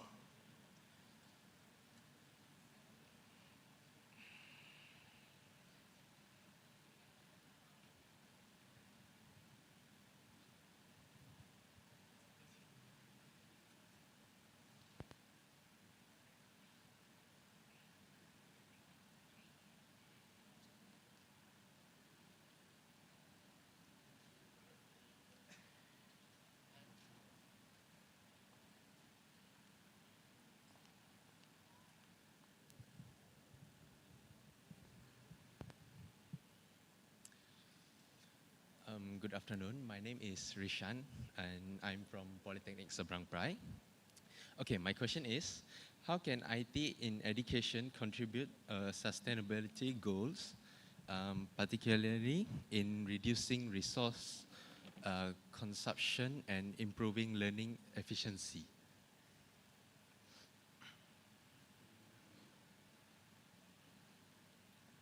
Okay, first of all, thank you so much for the questions. Okay, good questions. I think this is like sort of like trends nowadays. Everything we need to associate with SDGs. Okay, right. For this technology, innovation, AI, we need to have sort of like guidelines. Okay, guidelines in terms how we can manage, any resources, anything to do with SDG, how to achieve it. Okay, and then how we can make the prospect researcher like students, lecturers that can be equipped with skills. Okay, is equipped with skills, okay, in terms of their critical thinking, ethical reasoning, creativity, interdisciplinary literacy, and of course a bit on AI prompt and evaluation skill. So, but anyway, human judgment remain irreplaceable, whatever it is. So I think for technology, it's still, we are in that, era, in the era whereby everything we need to associate with whatever we need to get the outcome or the output. Okay. So as for SDG, in order for, the technologies or the IT savings, if you want to keep up with this SDG, how to realize that in terms of, contribute, like for instance, like if I can take SDG 4, right? SDG 4 is quality education, okay? So how can we use technology or AI in terms of personalize the learning? Or now we have, the learning analytics, and then we have the inclusive education, like students with different abilities. And then if I can take like SDG 9, industry and then innovation and infrastructure, yeah? I'm sure that you know about that. So if I want to say AI contribution, maybe we can look at how digital innovations can reshape the ecosystem, okay, of the SDG by having this smart infrastructure and supported by the research and development acceleration. And of course, we need to have this knowledge-based economy. So for me, as a talking point, AI is like a driver of sustainable digital innovation, but not just technological disruption. I hope I answer your question. Yeah. Thank you so much, Miss. Okay, no problem. You're welcome. Thank you very much, sir. We'll now allow one more question.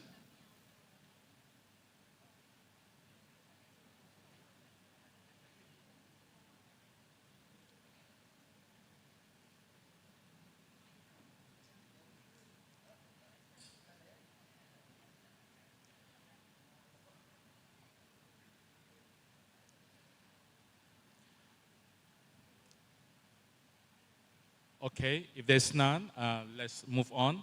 So ladies and gentlemen, thank you again to Dr. Amira for your time today and for joining us today. We hope that our students and our participants here have, received or gotten something useful from your talk today. Thank you again, Doctor.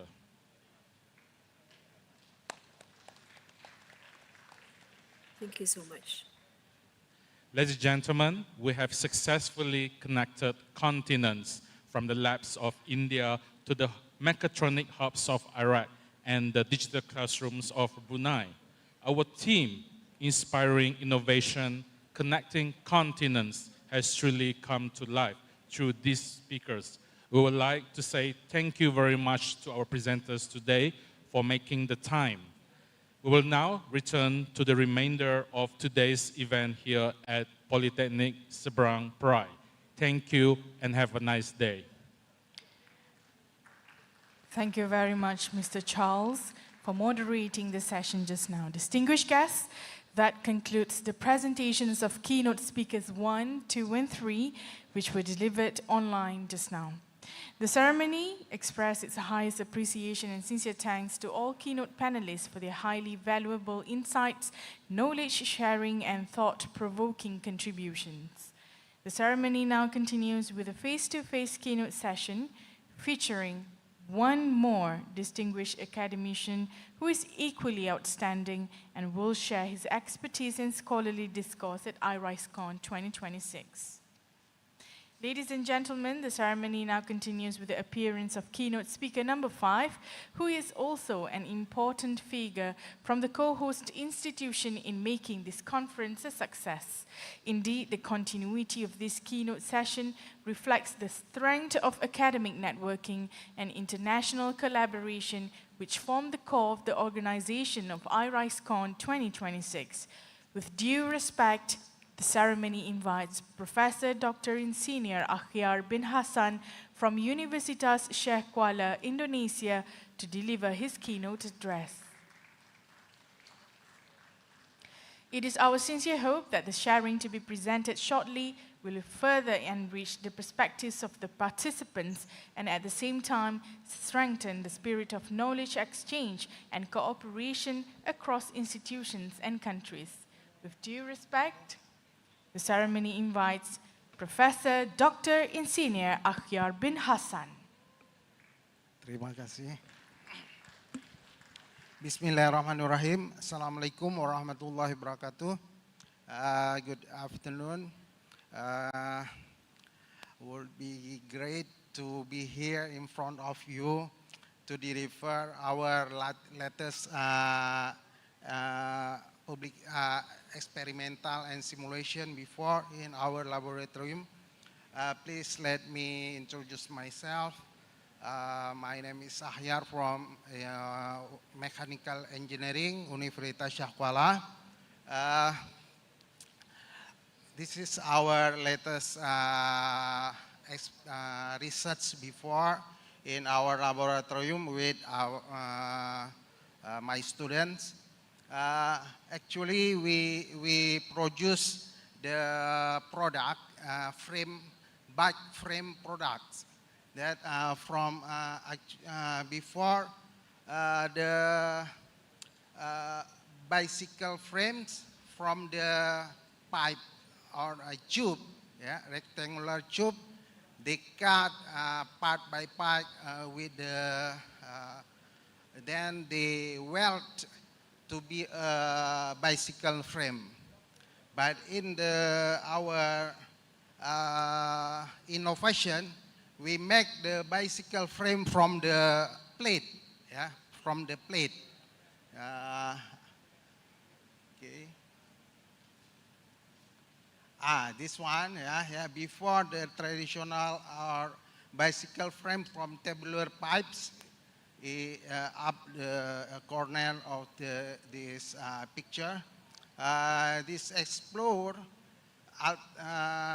we try to make a new innovation, a new frame from the bicycle frame from the plate, yeah, metal sheet, metal plate, then cutting with the cutting machine, then we produce the plate bike frame. Yeah? This is for urban bicycle, are economical and practical and require low operation costs. Yeah? In our this experiment, we try to make three types. First is simulation. First is design. We design bicycle frame from the plate. Then the second one, we try to simulation. We try to know how this bicycle frame, if working in the actual condition. But in simulation, in computer simulation, then the third one, we cutting the plate and we produce the bicycle frame. Then we did the data for the experimental, how the condition, how the plate bike frame this receive the external force for stress and strain. Okay, our objective this research is to evaluate the mechanical response of plate-based frame from the urban application under various dynamic environment. This is the plate before we produce the, after we cutting with the machine, plasma cutting machine. We use the carbon steel, yeah, with the thickness is about 4 millimeters. But the material we can use all materials, plate materials, yeah, plate. We can use aluminum because the aluminum already used for many bicycle frame, and then we can use sometime like composite material and others. And then this is the mechanical properties of the plate carbon steel. We use the STM 836 plate base carbon steel. This is the yield strength is about 250 MPa and tensile strength about around 450 MPa. For fabrication, we use the precision plasma or laser cutting. This is not only plasma or a laser cutting to cutting the plate. We can use anything cutting material we can use for produce our plate bike. Okay.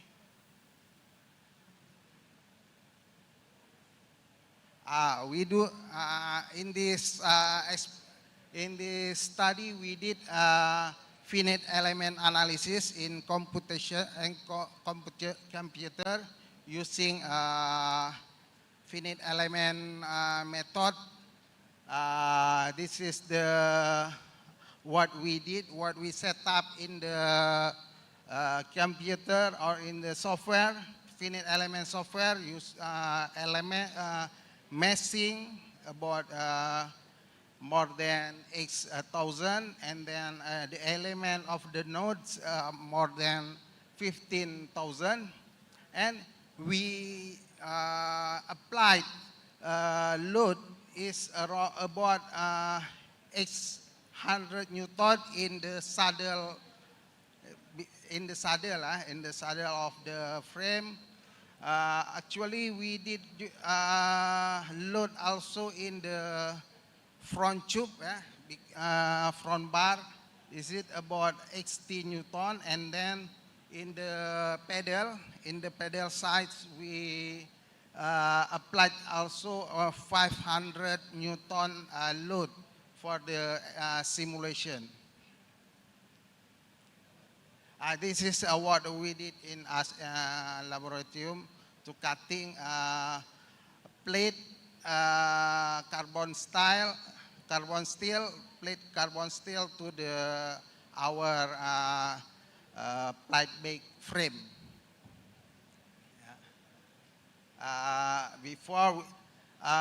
This is so precision because we did in computer the design, then transform to the machine to cutting with the measure that we give to the product.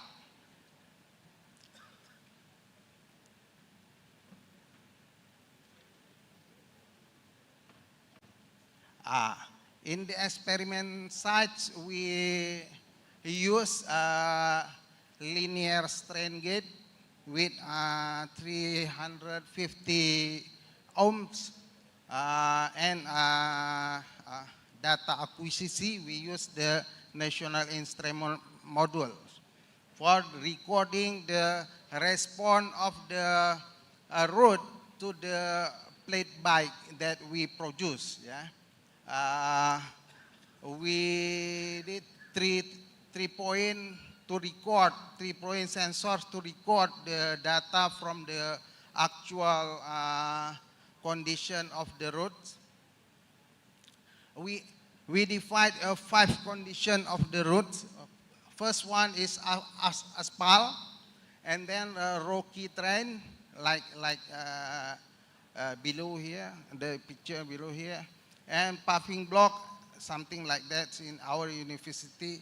Mostly use the paving blocks, and then uphill condition, how the condition received to our bike frame. Then downhill also. This is the map, the area that we did data experimental in our university. This is simulation result. You see.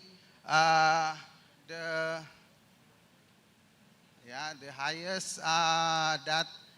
highest stress we receive, we get in the seat beam about 99 megapascal, and below is the strain. This is condition. This is data that we receive from our simulation.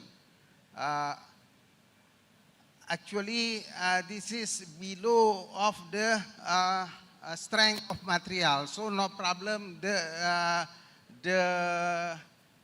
From the simulation, no problem. The strength received from the condition to the frame, bike frame. This is also the strain and displacement. Displacement in the saddle.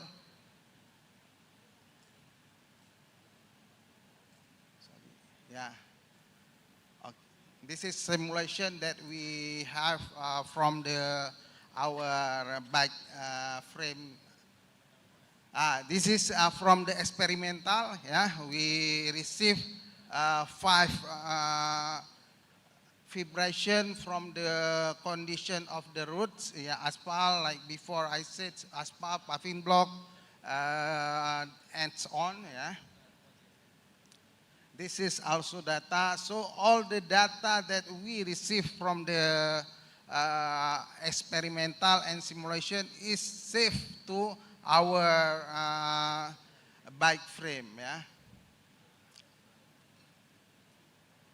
This is a comparison between experimental and simulation for the road condition: asphalt, grave, paving block, uphill and downhill.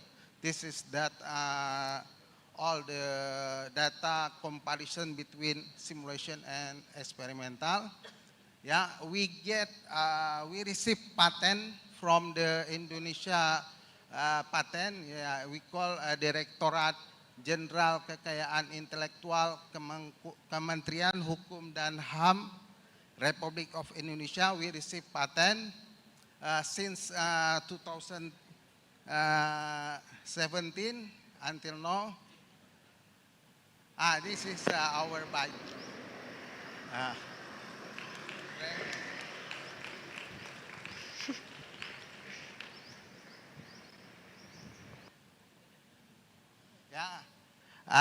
Conclusion of our experimental and simulation is first, validation. Need strong correlation between finite element, prediction and experimental to data confirm to the structural safety and reliability of design. Key insight is chain stay. Chain stay is the picture number 2. Is critical region for robust reinforcement. Visibility, metal plates are available and safe alternative to conventional tabular structure for urban mobility. Hopefully for future scope research fatigue, for the future research fatigue life under cyclic loading and exploration like composite material. Yeah, this is our bike frame already in market. No, oh no. This is assembly for the saddle and others, pedal and others. Thank you for, and I come back to moderator. Thank you, Professor Dr. Insinyur Akhyar bin Hassan, for the inspiring keynote address just delivered. The ceremony now continues with a question and answer session. Guests are invited to raise their questions by first stating their name and institution.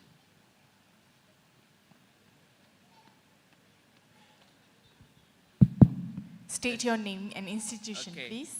Hi, my name is Daniel Gojetlin. I'm from Polytechnic Seberang Perai, Mechanical Department. My question is, considering sustainability and manufacturability, how viable is the plate-based bicycle frame design compared to the traditional designs in terms of energy consumption, material usage, and life cycle durability? Right, could you please repeat the question again? Oh, sure. Okay, considering sustainability and manufacturability, how viable is the plate-based bicycle frame design compared to the traditional design in terms of energy consumption, material usage, and life cycle durability? Okay, thank you. Actually, this plate bike is easily for manufacturing. If we already design the shape of the plate bike, and then we can do computing. Then the plasma cutting or laser cutting will be easily cutting, and then move to another plate to cutting again. This can continue for mass production. For mass production is easily because it's enough one design and then can continue in for the mass production. For the stress and strain, we already got from the experiment is proof, no problem for the response from the condition, road condition to the frame. Is it no problem, and for the fracture of the plate bike that weight that we designed. Maybe that one you want this question, your question? Yes, that answered my question. Thank you. Thank you very much. Do we have another question? Assalamualaikum and good afternoon, Prof. Waalaikumsalam. I'm one of the students from engineering department. So I want to ask, how does the plate-based frame assumption compare with conventional tubular frame modeling in terms of stress distribution accuracy, and when limitation arise when simplifying the geometry into plate element? Yeah, okay.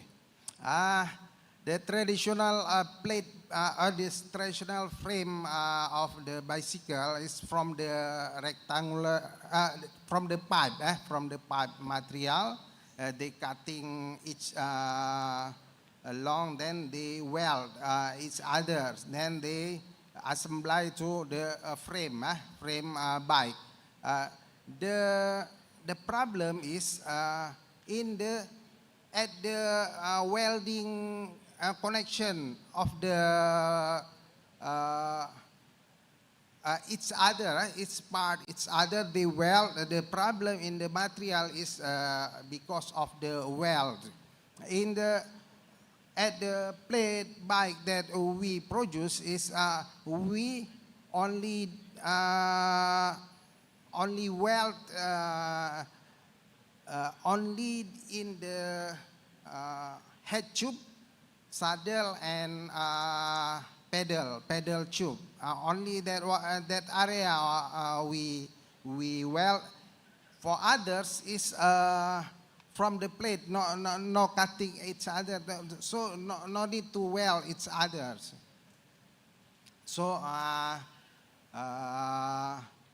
in my opinion, is yeah, this is a very advantage for after I am for me it's maybe this can answer your question.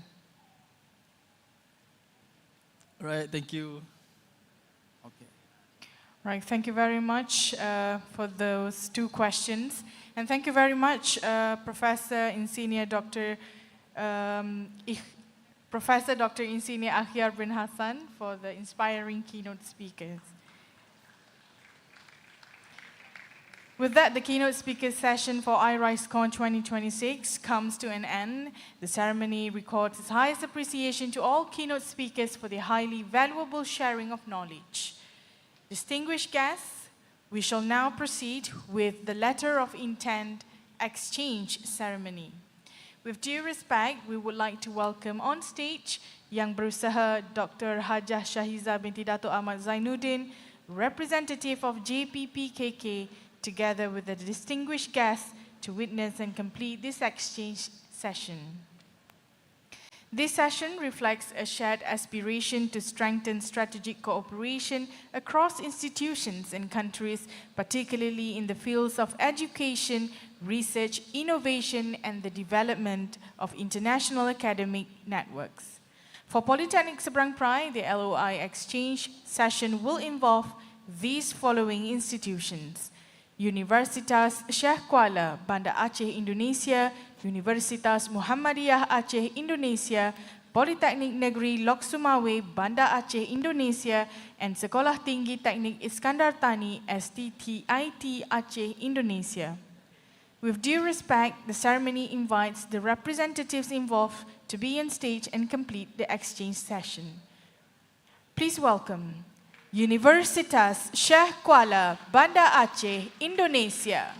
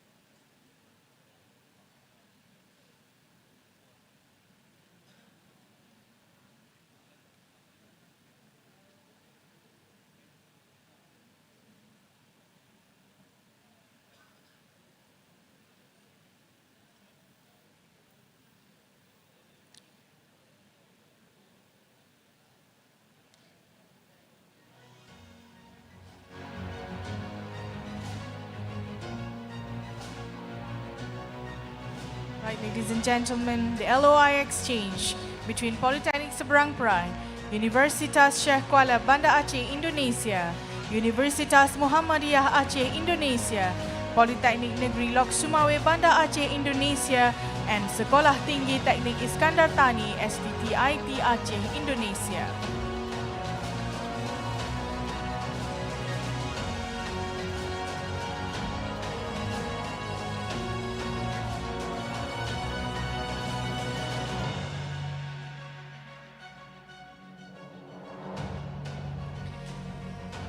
The ceremony now continues with Polytechnic Balik Pulau LOI exchange session with the following institutions: Universitas Syiah Kuala, Banda Aceh, Indonesia, Universitas Muhammadiyah Aceh, Indonesia, Polytechnic Negeri Lok Sumawe, Banda Aceh, Indonesia, and Sekolah Tinggi Teknik Iskandar Tani, STTIT Aceh, Indonesia.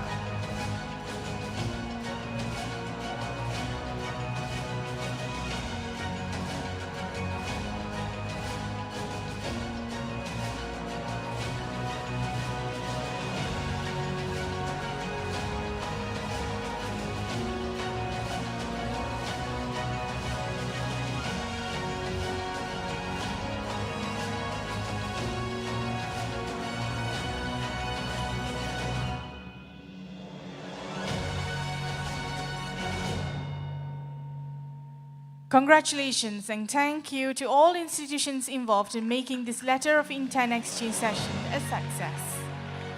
With due respect, the ceremony invites all guest institutions to take a photograph. One more, perhaps, at the center, perhaps further in front. Yeah.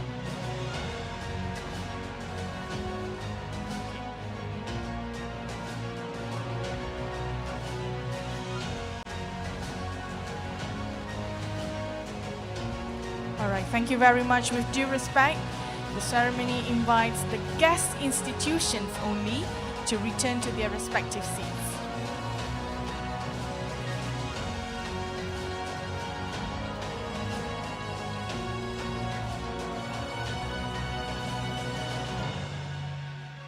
Distinguished guests, the ceremony expressed its highest appreciation and sincere thanks to keynote speaker number 4 and keynote speaker number 5 for their meaningful and high-impact sharing of knowledge, perspectives, and scholarly discourse throughout the face-to-face keynote session just now. As a token of appreciation and remembrance for their gracious participation in making Irisecon 2026 a success, the ceremony now proceeds with the presentation of memento to the keynote speakers. With due respect, the ceremony again invites Yang Berusaha Dr. Hajah Shahizah binti Dato' Ahmad, accompanied by distinguished guests to remain on stage to present the tokens of appreciation. Please welcome Professor Dr. Insinyur Muhammad Kamarul bin Muhammad Jamil from USM Engineering Campus, Malaysia, to receive the memento.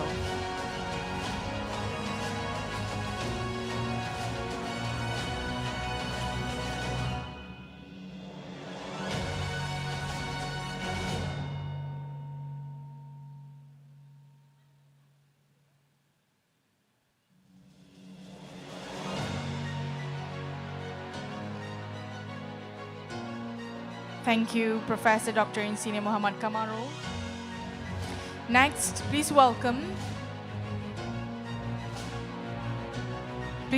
Professor Dr. Insinyur Akhyar bin Hassan from Universitas Syiah Kuala, Indonesia to receive the memento.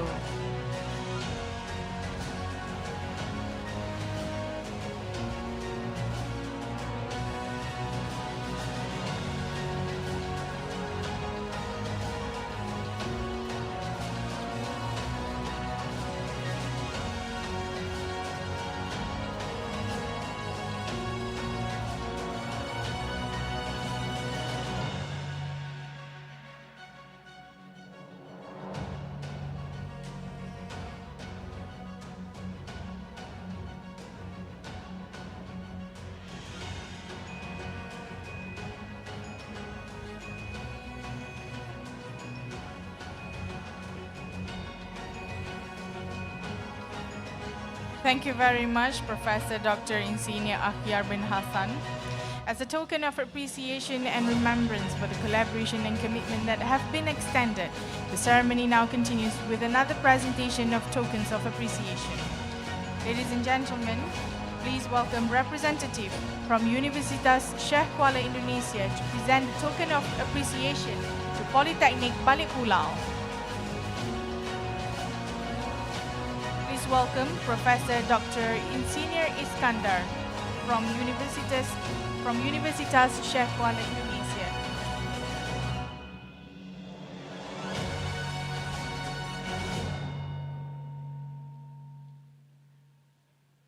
Receiving the token of appreciation is Technologist Jasni bin Muhammad Yusuf, Director of Polytechnic Balik Pulau.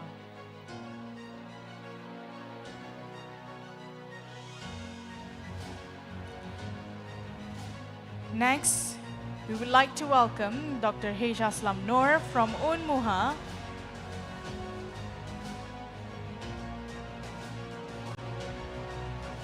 to present a token of appreciation to Technologist Jasni bin Muhammad Yusuf, Director of Polytechnic Balik Pulau.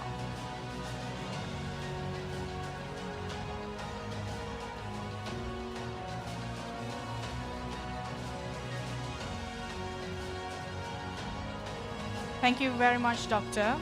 Please welcome Dr. Insinyur Rizal Syahyadi from Polytechnic Negeri Lok Sumawe to present his token of appreciation to Technologist Jasni bin Muhammad Yusuf, Director of Polytechnic Balik Pulau.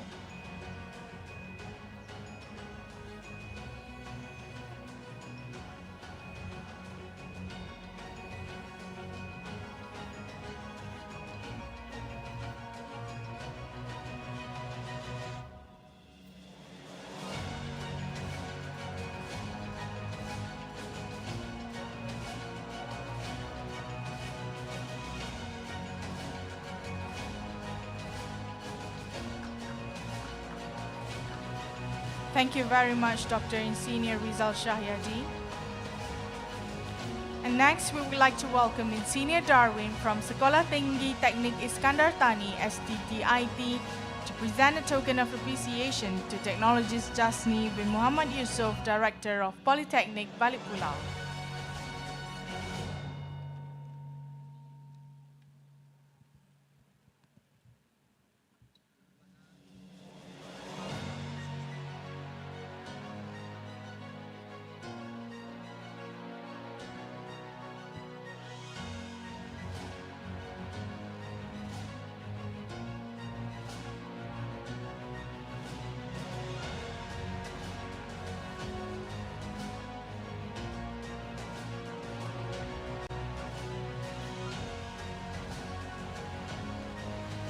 With great respect, the ceremony invites Mr. Haji Muhammad Ruzi bin Hamzah, Director of Polytechnic Seberang Perai, to present a token of appreciation to Dr. Hajah Shahiza binti Dato Ahmad Zainuddin, representative of the Department of Polytechnic and Community College Education.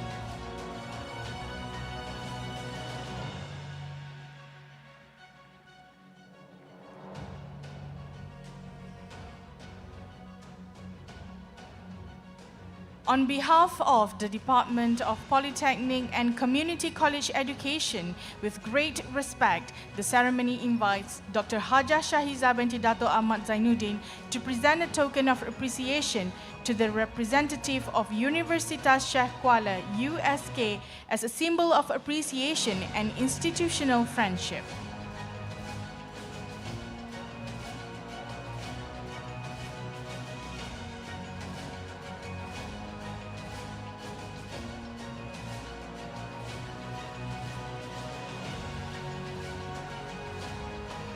Thank you very much.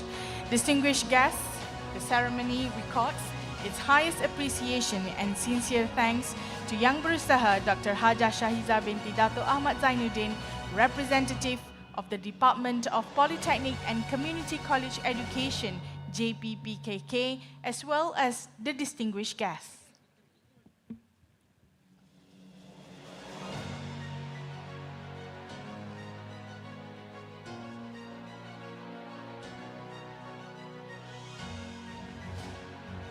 Distinguished guests, with that, the Irisecon 2026 opening ceremony comes to an end. On behalf of the organizing committee, we would like to express our appreciation to all distinguished guests, keynote speakers, institutional representatives, presenters, researchers, academicians, organizing committee members, students, as well as guests who have graciously attended and enlivened today's ceremony. Indeed, your presence and commitment are deeply meaningful in ensuring the success of this conference while further strengthening the spirit of collaboration, knowledge sharing, and strategic networking among institutions at both the national and international levels. May all the content, exchanges, and collaborative ties forged throughout this ceremony become a starting point for more beneficial, progressive, and high-impact initiatives in the future. Ladies and gentlemen, the ceremony invites all the distinguished guests to proceed to the refreshment area. Thereafter, all invited guests and attendees are also cordially invited to make their way to the refreshment area that has been prepared. May we continue this informal session and strengthen our bonds in a more cordial and harmonious atmosphere. With words, wabillahi taufiq wal hidayah, wassalamualaikum warahmatullahi wabarakatuh. The ceremony is hereby adjourned. Thank you. Distinguished guests, with the utmost respect, the ceremony announces the departure procession of the distinguished guests to the banquet hall. With due respect, please rise.